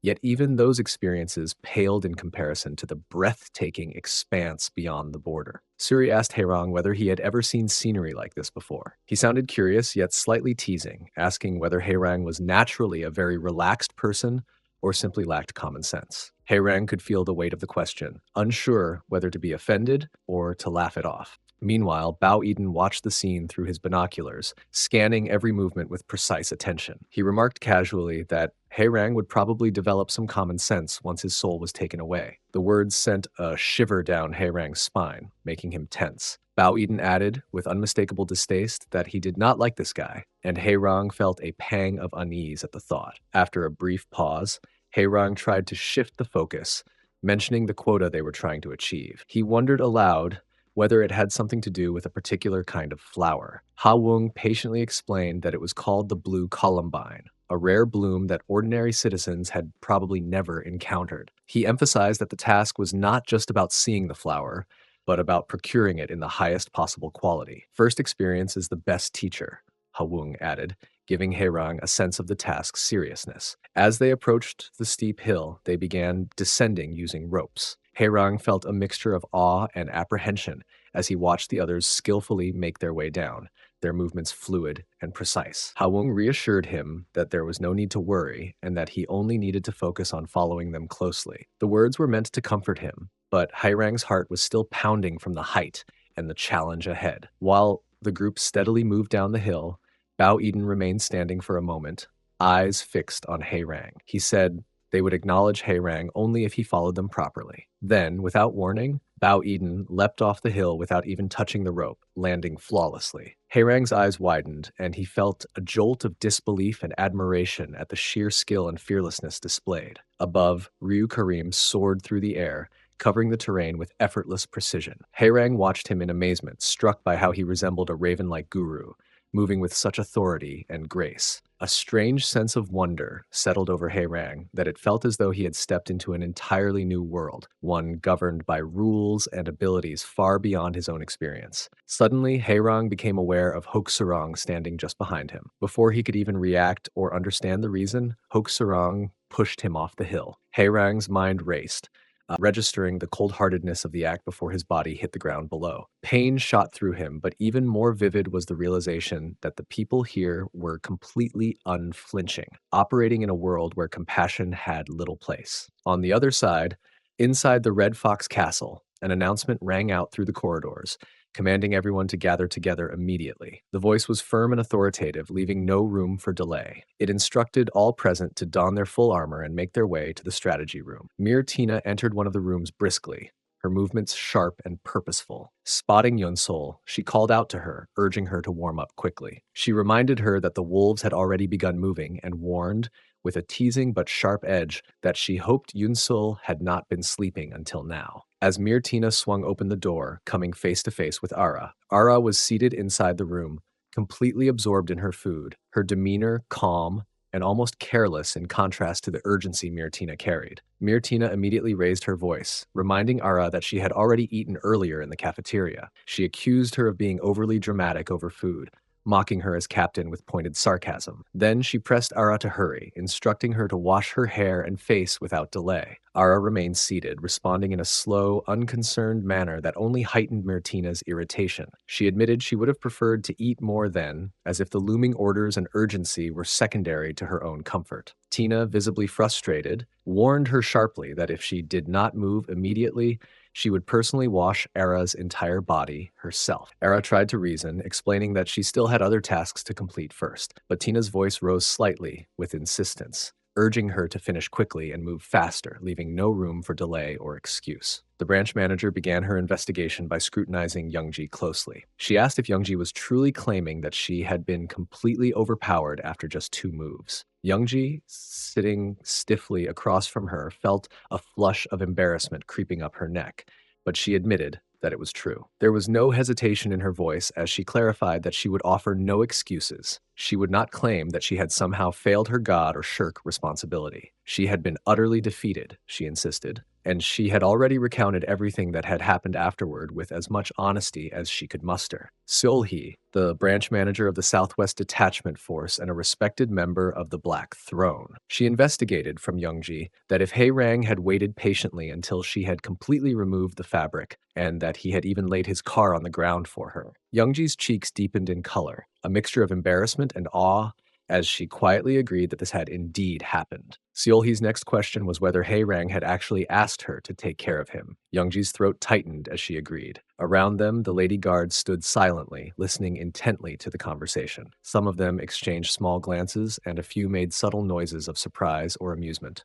Seol-hee's sharp voice immediately cut through the room, stopping them in their tracks. They quickly murmured apologies, bowing their heads in a mix of respect and mild embarrassment. Once satisfied with her inquiries, Seol-hee addressed Youngji directly, her tone firm yet tempered with a hint of disappointment. She acknowledged that, indeed, it had been Youngji's complete defeat. She confessed that she had hoped Youngji would have managed to gather more information on Hae-rang during the encounter, an opportunity that had unfortunately slipped by. Though it was disappointing, Seol-hee resigned herself to making do with Youngji had obtained so far. She also pointed out with a slight approving nod that Youngji had thoughtfully brought back a protein shake, a small but considerate gesture that did not go unnoticed. Finally, Seol-hee moved to conclude the investigation. She informed Youngji that for the time being, her duties as a Pebble member of the Haengri Youngji Detachment Force would be temporarily suspended. From this point forward, she would be under the medical team's careful supervision, who would monitor her closely to ensure a full recovery. Seol-hee emphasized the importance of being completely prepared should a similar situation arise again, especially if she were to succeed in convincing a child in the future. Youngji, still flushed but inwardly relieved, nodded in agreement. Inside the castle, a sense of panic spread rapidly through the halls. An urgent announcement rang out, echoing off the stone walls, instructing every fox lady to proceed immediately to their designated zones. The message continued, reminding everyone to return to headquarters in 2 days, strictly following their assigned schedules. Outside, Hina stood with another blonde-haired girl, the chill of the morning brushing against their skin. Hina, with a hint of frustration in her voice, remarked that it looked like they would once again be the last ones to leave, apparently due to the actions of a certain someone. The blonde-haired girl, however, remained calm and pragmatic. She suggested that even if they started late, it would not really matter, as their performance on the mission would ultimately speak for itself and prove their worth. Shortly afterward, Hira and Choa joined them, slipping into the conversation effortlessly. Hira's gaze swept over the others as she asked whether Ara's hairstyle had been finished yet, a note of impatience in her tone. Hina shrugged, speculating that Ara was likely still fixing her hair, perhaps meticulously arranging each strand. Hira, frowning slightly, commented that their repeated delays could eventually lead to disciplinary action if they continued leaving late every single time. Hina, quick to challenge, asked the reason Hira herself always ended up leaving late. Hira explained, calmly but firmly, that she needed to meditate for 30 minutes before every mission to center herself and prepare mentally. Hina, with a teasing lilt in her voice, compared this to her own habit of needing to use the restroom before a mission, wondering whether there was any real difference between the two routines. Hira, not missing a beat, declared that she would adjust her schedule and wake up 30 minutes earlier from now on to prevent further delays. The blonde-haired girl, listening quietly to the back and forth, allowed her mind to wander slightly, noting that the crisp weather was perfect for harvesting mushrooms. She thought that if they were going to gather mushrooms, it would make sense to aim for the larger ones, imagining the rich, earthy scent of the forest. Meanwhile, the argument between Hira and Hina raged unabated, their voices overlapping as they tried to out-talk each other. Choa, observing from the side, finally addressed the blonde-haired girl, commenting on the pungent aroma of the spores. Inside the castle, Tina moved briskly alongside Era, urging her to hurry. She stressed that they were already running behind schedule and that every second counted. Era nodded obediently, addressing Tina with respect as captain before quickening her pace. Their path was interrupted when they unexpectedly encountered Youngji and Solhee. Tina, with a touch of sarcasm, asked Youngji whether she intended to take a health-related vacation, offering a mock congratulation. Youngji acknowledged this quietly, though her response suggested a mixture of embarrassment and uncertainty. Seizing the moment, Ara approached Youngji, her expression gentle yet focused. She inquired about Youngji's training experience, hoping to draw her into conversation. Youngji, shy and hesitant, did not respond verbally, her cheeks tinged with a faint blush. Ara, sensing her discomfort, encouraged her to take good care of herself, her tone both reassuring and warm. Youngji nodded in acknowledgement and, with a quiet sincerity, returned the sentiment, wishing Ara the best as well. Sensing the urgency of their schedule, Ara asked Tina to let them continue, noting they were running late. At that moment, Solhee appeared suddenly, her presence commanding attention. She grabbed Ara by the hair, her voice dripping with mockery as she expressed incredulity at the sudden influx of people. She remarked on their shameless behavior as though their actions were brazen, and admitted she could not understand why they were appearing at that particular time. Ara quickly offered her apologies, bowing slightly in acknowledgement of her misstep. Solhee, returning her focus to the task at hand, turned to Tina and said another duty awaited, managing the 1,000-step challenge that needed immediate attention. Tina responded that she had not been aware of that matter at all. Solhee then instructed her firmly to ensure the Gimbe were thoroughly tormented, emphasizing the importance of the task,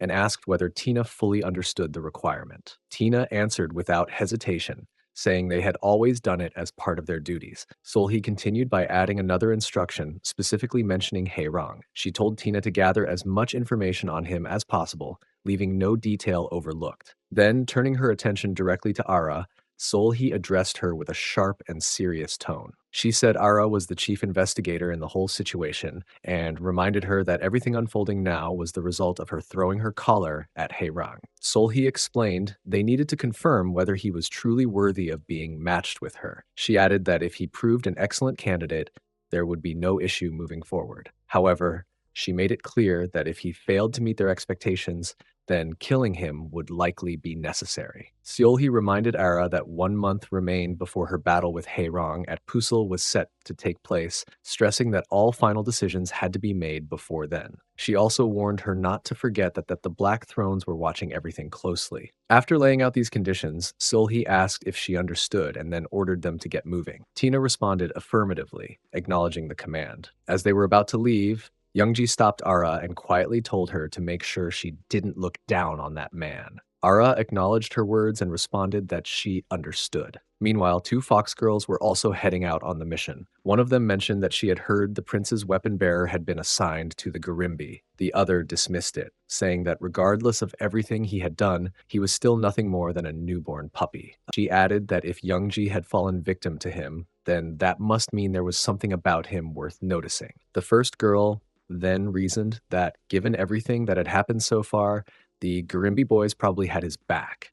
She further speculated that it would likely be Ara's crew that would once again be exclusively assigned to the Garimbi this time as well. However, she pointed out that the prince's weapon was a rare line heir, something they could not afford to share. She concluded by stating that this time it would come down to the beauty linens, the road warmers, and the water shards, and that they would defeat him to the death. On the other side, Haerong sat alone in the middle of the jungle. As he remained still, he reflected that the things were starting to feel strangely distant and unfamiliar. Above him, birds laughed freely in the sky. At the Red Fox's Imperial Palace, known as the Hope of Ahria, a formal cabinet meeting was underway. The atmosphere inside the chamber was heavy and restrained, reflecting the seriousness of the matters being discussed. One of the female members of the cabinet spoke up, expressing her growing unease. She explained that it was increasingly troubling to watch birthdays pass one after another as the hopes surrounding childbirth steadily declined. According to the data, observations, and projections presented to them,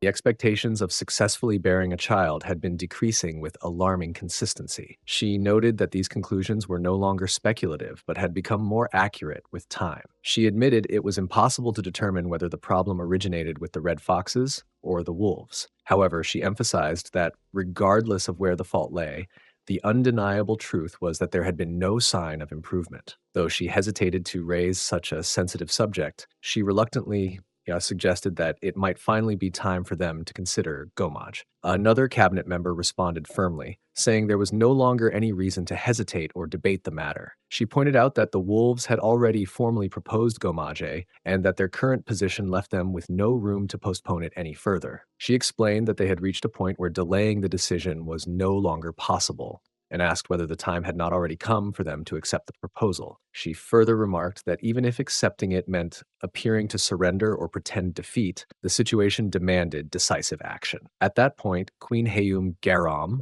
the Queen of the Red Foxes and the central authority presiding over the meeting, addressed the cabinet. She stated calmly but decisively that the matter could no longer be pushed aside. She acknowledged that the deeper, fundamental issues would require thorough research and careful examination before any permanent resolution could be reached. However, she emphasized that for now, their priority must be to contain the immediate crisis before it worsens. She then instructed the cabinet members to carefully examine their schedules and determine which date would be most appropriate for Gomaj. She added that once a date was set, all related schedules would be adjusted and coordinated. In response, every cabinet member voiced their agreement, addressing her respectfully as Majesty. After receiving their confirmation, Queen Hayum Garam announced that she would take her leave first. With that declaration, she stood up and exited the meeting chamber, leaving the remaining members behind. Once the queen had departed, one of the cabinet members spoke quietly, remarking that no matter how the situation was examined, it was nearly impossible to discern that Her Majesty truly thought about the issue. Another member agreed with that sentiment and added that they wondered whether the queen was fully aware of how critical the relationship with the wolves had become. That same member then turned toward the captain of the royal guards and asked whether she had anything to say regarding these unusual and concerning developments. The captain responded that she was uncertain and stated that there was nothing further to add beyond the report she had previously submitted concerning the prince's weapon specialist. Introducing herself as Atto Narin, the captain of the royal guards entrusted with the protection of the royal family, she then mentioned that there was one additional matter she wished to raise. When the cabinet members asked her to explain further, Narin revealed that the wolves had recently become unusually obsessed with collecting blue columbines, and that they had been relentlessly persistent in their pursuit of the flowers.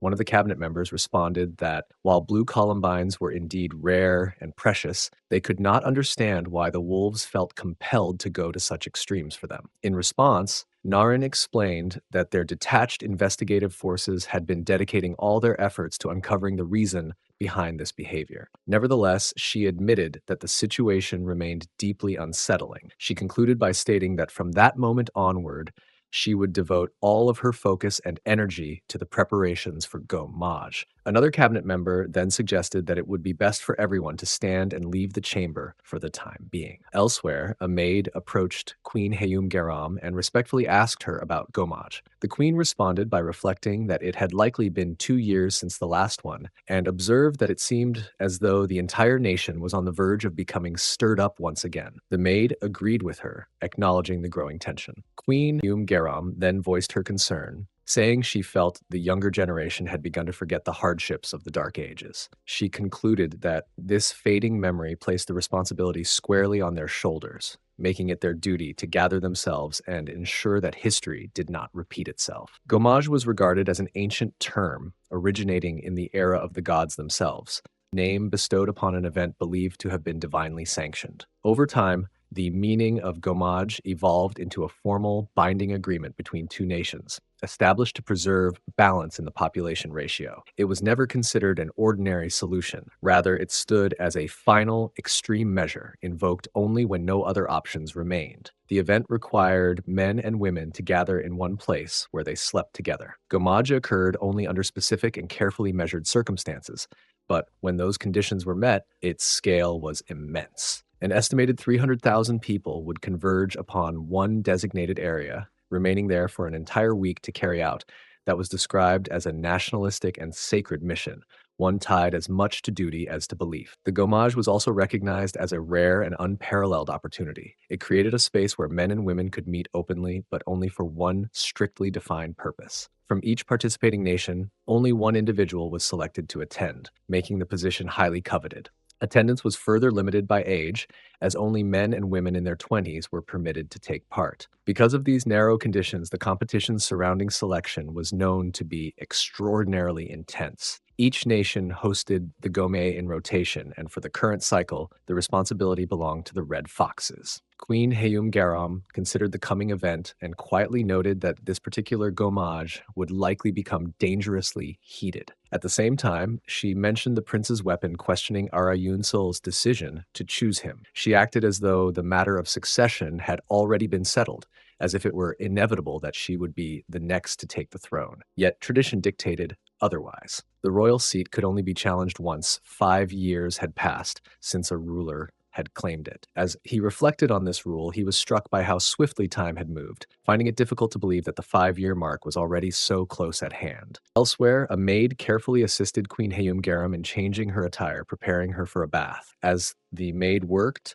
the queen observed her quietly before the queen, asking whether she believed Ara was stronger than she was. Before the maid could gather the courage to respond, the queen spoke again, stating calmly yet firmly that she had no intention of stepping down from her position. There were still many matters she wished to resolve and numerous responsibilities she had yet to fulfill. With those words, she moved toward the large swimming pool located within the palace. 2 guards stood watch nearby, and the queen addressed them, asking whether they were well. They answered promptly and respectfully, assuring her of their condition and addressing her as Your Majesty. She stepped into the pool, letting herself sink into the water. She remarked on how relaxing it felt and how comforting the warmth was, the sensation easing the weight of her thoughts. As she soaked, she assumed that the peculiar Buxe Baram was, once again, thinking only of indulgence, remarking that such men could be easily identified simply by observing their appearances. Her gaze then shifted to one of the guard's weapons, and she questioned him about his honesty, explaining that this very point was whatever she had been referring to all along.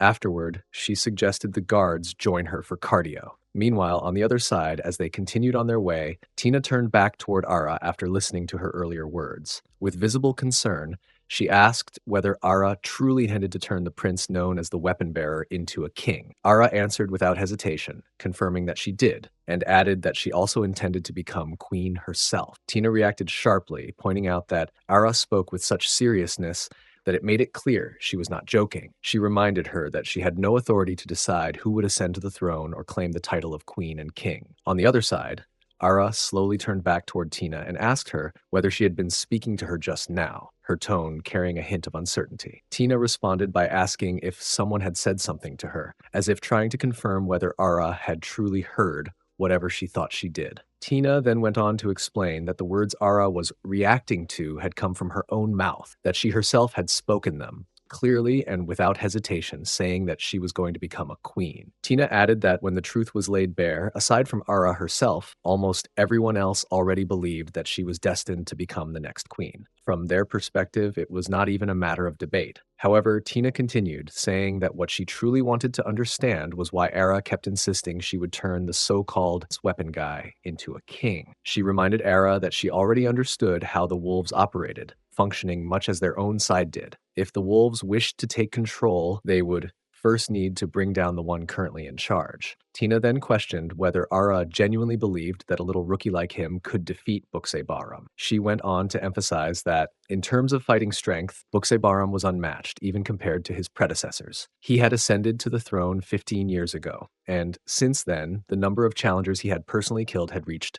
10. Tina described him as a tyrant among tyrants, someone whose name alone inspired fear. Normally, challengers were not even killed, yet in his case, that rule no longer applied. It had been many years since he had faced a serious challenger, and only recently had he begun to acknowledge Ryu Karim as someone worthy of attention. After laying out all of these facts, Tina pressed Ara again, asking her to explain exactly what she had seen in the Prince Weapon guy that made her speak with such certainty that he would become king. She suggested that perhaps whatever Ara called the truth was nothing more than an excuse, and that the real reason lay somewhere else entirely. Tina added that when Ara had seen that kid for the first time, her so-called heart of steel had softened without her even realizing it, and that was the reason she would not even entertain Tina's reasoning anymore. Meanwhile, Choa was standing high atop the trees, her gaze sweeping across the surroundings from above. She called out that she had found them, and as she finished her sentence, she clarified exactly what she meant by saying that she had found the mushrooms. On the other side, Ha Wung and He Rang were together, carrying out their mission. Ha Wung began explaining to He Rang that in the detachment force, duties were divided into several clear stages. The first duty was to scout the neutral territory between the two nations' borders. He noted that this task was nothing new and that they had always done it as part of their regular responsibilities. The second duty, he continued, was to carve a seal into their opponents as a demonstration, making them understand that they were superior in power. However, he admitted that, in reality, this rarely happened openly, as there had never been a period when one side completely overwhelmed the other. The third duty was closely connected to the second and involved engaging in high-quality wrestling matches meant to prove they were not truly dealing with any serious problems. When it came to population numbers, Hawung explained that it was not a matter of quantity but of quality. The final duty, he said, was to collect the blue columbine. This flower possessed its own natural bioluminescence, and its fragrance was unlike anything else. It could be processed into spices or oil, and it to be used for multiple purposes, and it circulated almost exclusively among the higher class people. As a result, ordinary citizens were likely unaware that such a flower existed. The difficulty, however, lay in the fact that the blue columbine grew in hazardous, chaotic areas, which is why deploying the detachment force was necessary to procure it. After explaining this, Ha Wung asked He Rang whether he had heard about this before as well. Ha Wung then showed He Rang one of the greatest valleys, explaining that it was known as the Valley of Health and connected to the fire joint footprint. Within the deepest and darkest parts of the fog that filled the valley, various types of gases were mixed. He explained that if someone were exposed to these gases for an extended period of time, they would begin to hallucinate and slowly lose their mind entirely. As they wandered in that condition, they would eventually die there without ever finding their way out. Hawung concluded that the closer one moved toward the valley's center, the higher the quality of blue columbine that could be procured, culminating at the very heart of the valley. Suddenly, Suri appeared from behind and handed the collar to He Rang. He told him to take it now, emphasizing that although he might appear fine on the outside at the moment, he would still need it later. His tone carried both authority and concern, as if he already knew all the challenges waiting for him. He added that it was time to begin without further delay, noting that the other group seemed already to have begun their own preparations. Bao Eden joined them shortly after, his gaze sharp and evaluative. He warned, with a hint of impatience in his voice, that if Herang ended up holding them back, they would have no choice but to push past him and continue dealing with the foxes. Herang nodded in acknowledgement, assuring them that he understood the situation fully. Bao Eden, clearly tired of Herang's overly formal way of speaking, interrupted and told him to drop the formalities, saying such stiff speech was irritating and unpleasant to endure. Herang, however, said he understood, and in fact would make a special exception to speak formally only to Bao Eden. He explained that the truth was that speaking formally felt more comfortable for him personally, but others often disliked it, claiming it sounded provocative when he spoke casually. Then, in a tone that was almost teasing, he admitted that he liked plump people, finding Bao Eden's half-closed eyes particularly endearing, and that seeing his belly protrude made him feel an inexplicable urge to rub it. He confessed that he was glad to finally get that thought off his chest, releasing a small, amused sigh. Turning to Suri and Hawung, Hairong asked whether he should speak to them informally as well. Both of them quickly reassured him that they were perfectly fine with him maintaining a formal tone. They then warned him to remain vigilant, reminding him that they had no way of knowing where the foxes might emerge from. Hairong nodded seriously, accepting their advice, and mentally prepared himself for the uncertainty ahead. Suri then addressed the captain, saying they would see him later. Hairong, slightly puzzled, asked Suri whether they weren't supposed to proceed together as a group. Suri explained calmly that while the captain preferred to act independently, he would arrive when the moment was critical, just as he had done when rescuing Hairang previously. At that precise moment, Captain Ryu Karim appeared, his presence commanding and alert. Ha Wung, sensing the tension, asked whether the foxes had already arrived. He noted, with mild disappointment, that he had heard the furious sound of the foxes' movements, but had just missed seeing them. Suddenly, Hina came sprinting toward them, her movements fluid but filled with determination. She called out to them playfully, calling them kids, and asked if they had missed her. Without hesitation, she raised her sword, ready to strike, but Hawung acted immediately, stopping her attack before it could land. He teased her, saying that, as expected, the taste of her skills was as amusing as it was formidable. She replied, smiling but serious, that he should continue testing her abilities, as she had important business to attend to. Hina then charged directly at Hairang, her movements fast and precise, aiming to strike him. As she approached, Hairang greeted her, commenting that it was good to see her again. She responded with a teasing tone, saying that seeing him like this gave her a new perspective, and mockingly called him the dog boy. She then swung her sword at him once more, but Hairang, anticipating her moves, skillfully dodged the attack. Hira, who had been observing quietly, was taken aback by his impeccable defensive techniques. Hairang stood in place for a moment, mentally noting that his opponents were deliberately giving him no opportunity to draw his own sword. As he moved, he suddenly caught sight of Arayun Sol standing nearby. Hokusarang happened to arrive at the scene, calling Hairang a newbie and ordering him to draw his sword. He shouted at him to guard his face, praising the way he had executed his move so far. Then, Hokusarang warned him that another round was coming toward him, but, as before, Hairang couldn't do anything. An arrow struck Hairang's leg before he even had a chance to steady himself on the edge of the cliff, causing him to fall. As he tumbled, he thought that today was clearly a day when he would keep falling. Hokusarang observed the ongoing battle, noticing Ha Wung and the other members were occupied fighting the foxes. As he scanned the surroundings, he realized it was Choa, hiding behind the trees, who had launched the arrow at Hairang. Hokusarang wondered why they were so determined to target the newbie. Suddenly, Ara appeared behind him, accompanied by Ryu Karim. Ryu Karim instructed Hokusarang to pursue Hairang, saying he would handle the situation himself. Once Ryu Karim and Ara left him alone, Hokusarang asked her to explain the reason she had chosen a boy like Hairang. Ara replied that she intended to become a queen and then inquired about his ambitions. Ryu Karim admitted he did not understand the point of such a question. If he were a man, the answer would be obvious. He would strive to become king at least once in his lifetime. Ara countered that even if he became king, he would be no different from his predecessors, and it would not be enjoyable. Hokusarang looked at her and asked if she was implying that Hairang would be different from him. She responded that he would, in fact, be more capable than he. Hokusarang pressed further, pointing out that her words seemed to suggest that Hairang had everything necessary to become king. Ara calmly replied that Hairang did not need to do anything for her, as if he did not become king, that would be fine. However, she found passive observation boring, so she offered small nudges from the sidelines. Her explanation frustrated Hokusarang. He confessed that the reason he had not challenged the throne was not fear of the books of Bahram, but because seizing the throne would distance him from achieving his only goal, which was to destroy Ara, both physically and spiritually. Ara remarked that he was acting like a child. Hokusarang, growing increasingly agitated,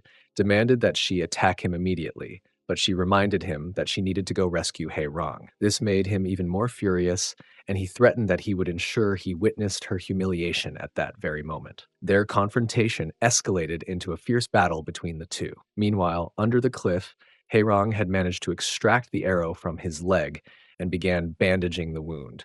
He thought he could climb back up this way, though the effort seemed nearly impossible. He reflected bitterly that, despite being part of the detachment forces and expecting a life of ease, the reality was exhausting and far from enjoyable. Suddenly, he noticed movement behind him. Trying to observe it, he realized it appeared to be some kind of creature, though he could not comprehend it thoroughly. Hairang's mind drifted back to every single word Ha Wung had once told him about Guru Jam Valley, and the memory came with vivid clarity. According to Ha Wung, Guru Jam was no ordinary canyon. It was a perilous gorge, its air thick with a low-level yet insidious gas emanating from the volcanic activity hidden beneath its jagged cliffs. The gas was subtle in appearance but lethal in effect, a silent killer that had claimed countless lives. Ha Wung had explained how countless explorers over the years had ventured into the valley, driven by ambition, curiosity, or greed, hoping to uncover its hidden truths and secrets. Yet the stories of those who had entered and never returned were more numerous than those of the survivors. Over time, the valley's mysteries had become shrouded, not in fact, but in exaggerated and distorted rumors that only fueled imaginations. Some whispered that enormous caches of gold were buried somewhere in the twisting labyrinth of rock and mist, glinting tantalizingly just out of reach. Others insisted that ancient relics, imbued with strange powers or long-forgotten knowledge, could be found among the craggy slopes and cavernous depths. Among all these legends, however, one tale had always captivated the minds of explorers and adventurers the most, and the rumor that an evil spirit haunted the valley, a presence as deadly as it was enigmatic. Now, as Hayrang's gaze fell upon the creature before him, the pieces clicked together with a chill. The ethereal, almost otherworldly aura surrounding her all confirmed that he had only half believed before. She was the evil spirit. He had always prided himself on carrying a certain realism, a grounded perspective on the world around him. And yet, here he was, confronted by something that defied every expectation he had held, and he could not deny the reality of what he had seen. The world he thought he understood now seemed infinitely stranger and far more dangerous. As she glided closer, her movements fluid and purposeful, she spoke with a calm yet commanding tone. She reassured him that there was no reason for him to regard her as some monstrous evil spirit. In her eyes, the roles were reversed, and from her perspective, humans themselves often appeared far more malevolent than any spirit could ever be. Then, with an air of quiet authority, she revealed her identity. She was a member of the Thousand Step, an elite unit within the Red Fox's detachment. Her words carried both pride and honesty as she admitted her role in the recent attack. She was the one who had fired the arrow that now pierced his left leg. Hairang, still catching his breath from the lingering pain and shock, asked the reason she had traveled all the way to this place, seeking answers in her eyes. Once he had steadied himself, he returned the introduction in kind, explaining that he was a member of the Gimbe, a division within the Black Wolves detachment for seas, and that his name was Hei Rang. Even as he spoke, a subtle unease threaded his voice, and the formality with which she addressed him felt strangely out of place, as though it created a distance between them that he had not expected. Showa told him to struggle, to flap his wings frantically if he wished. For that day, she had resolved to learn everything she could about him.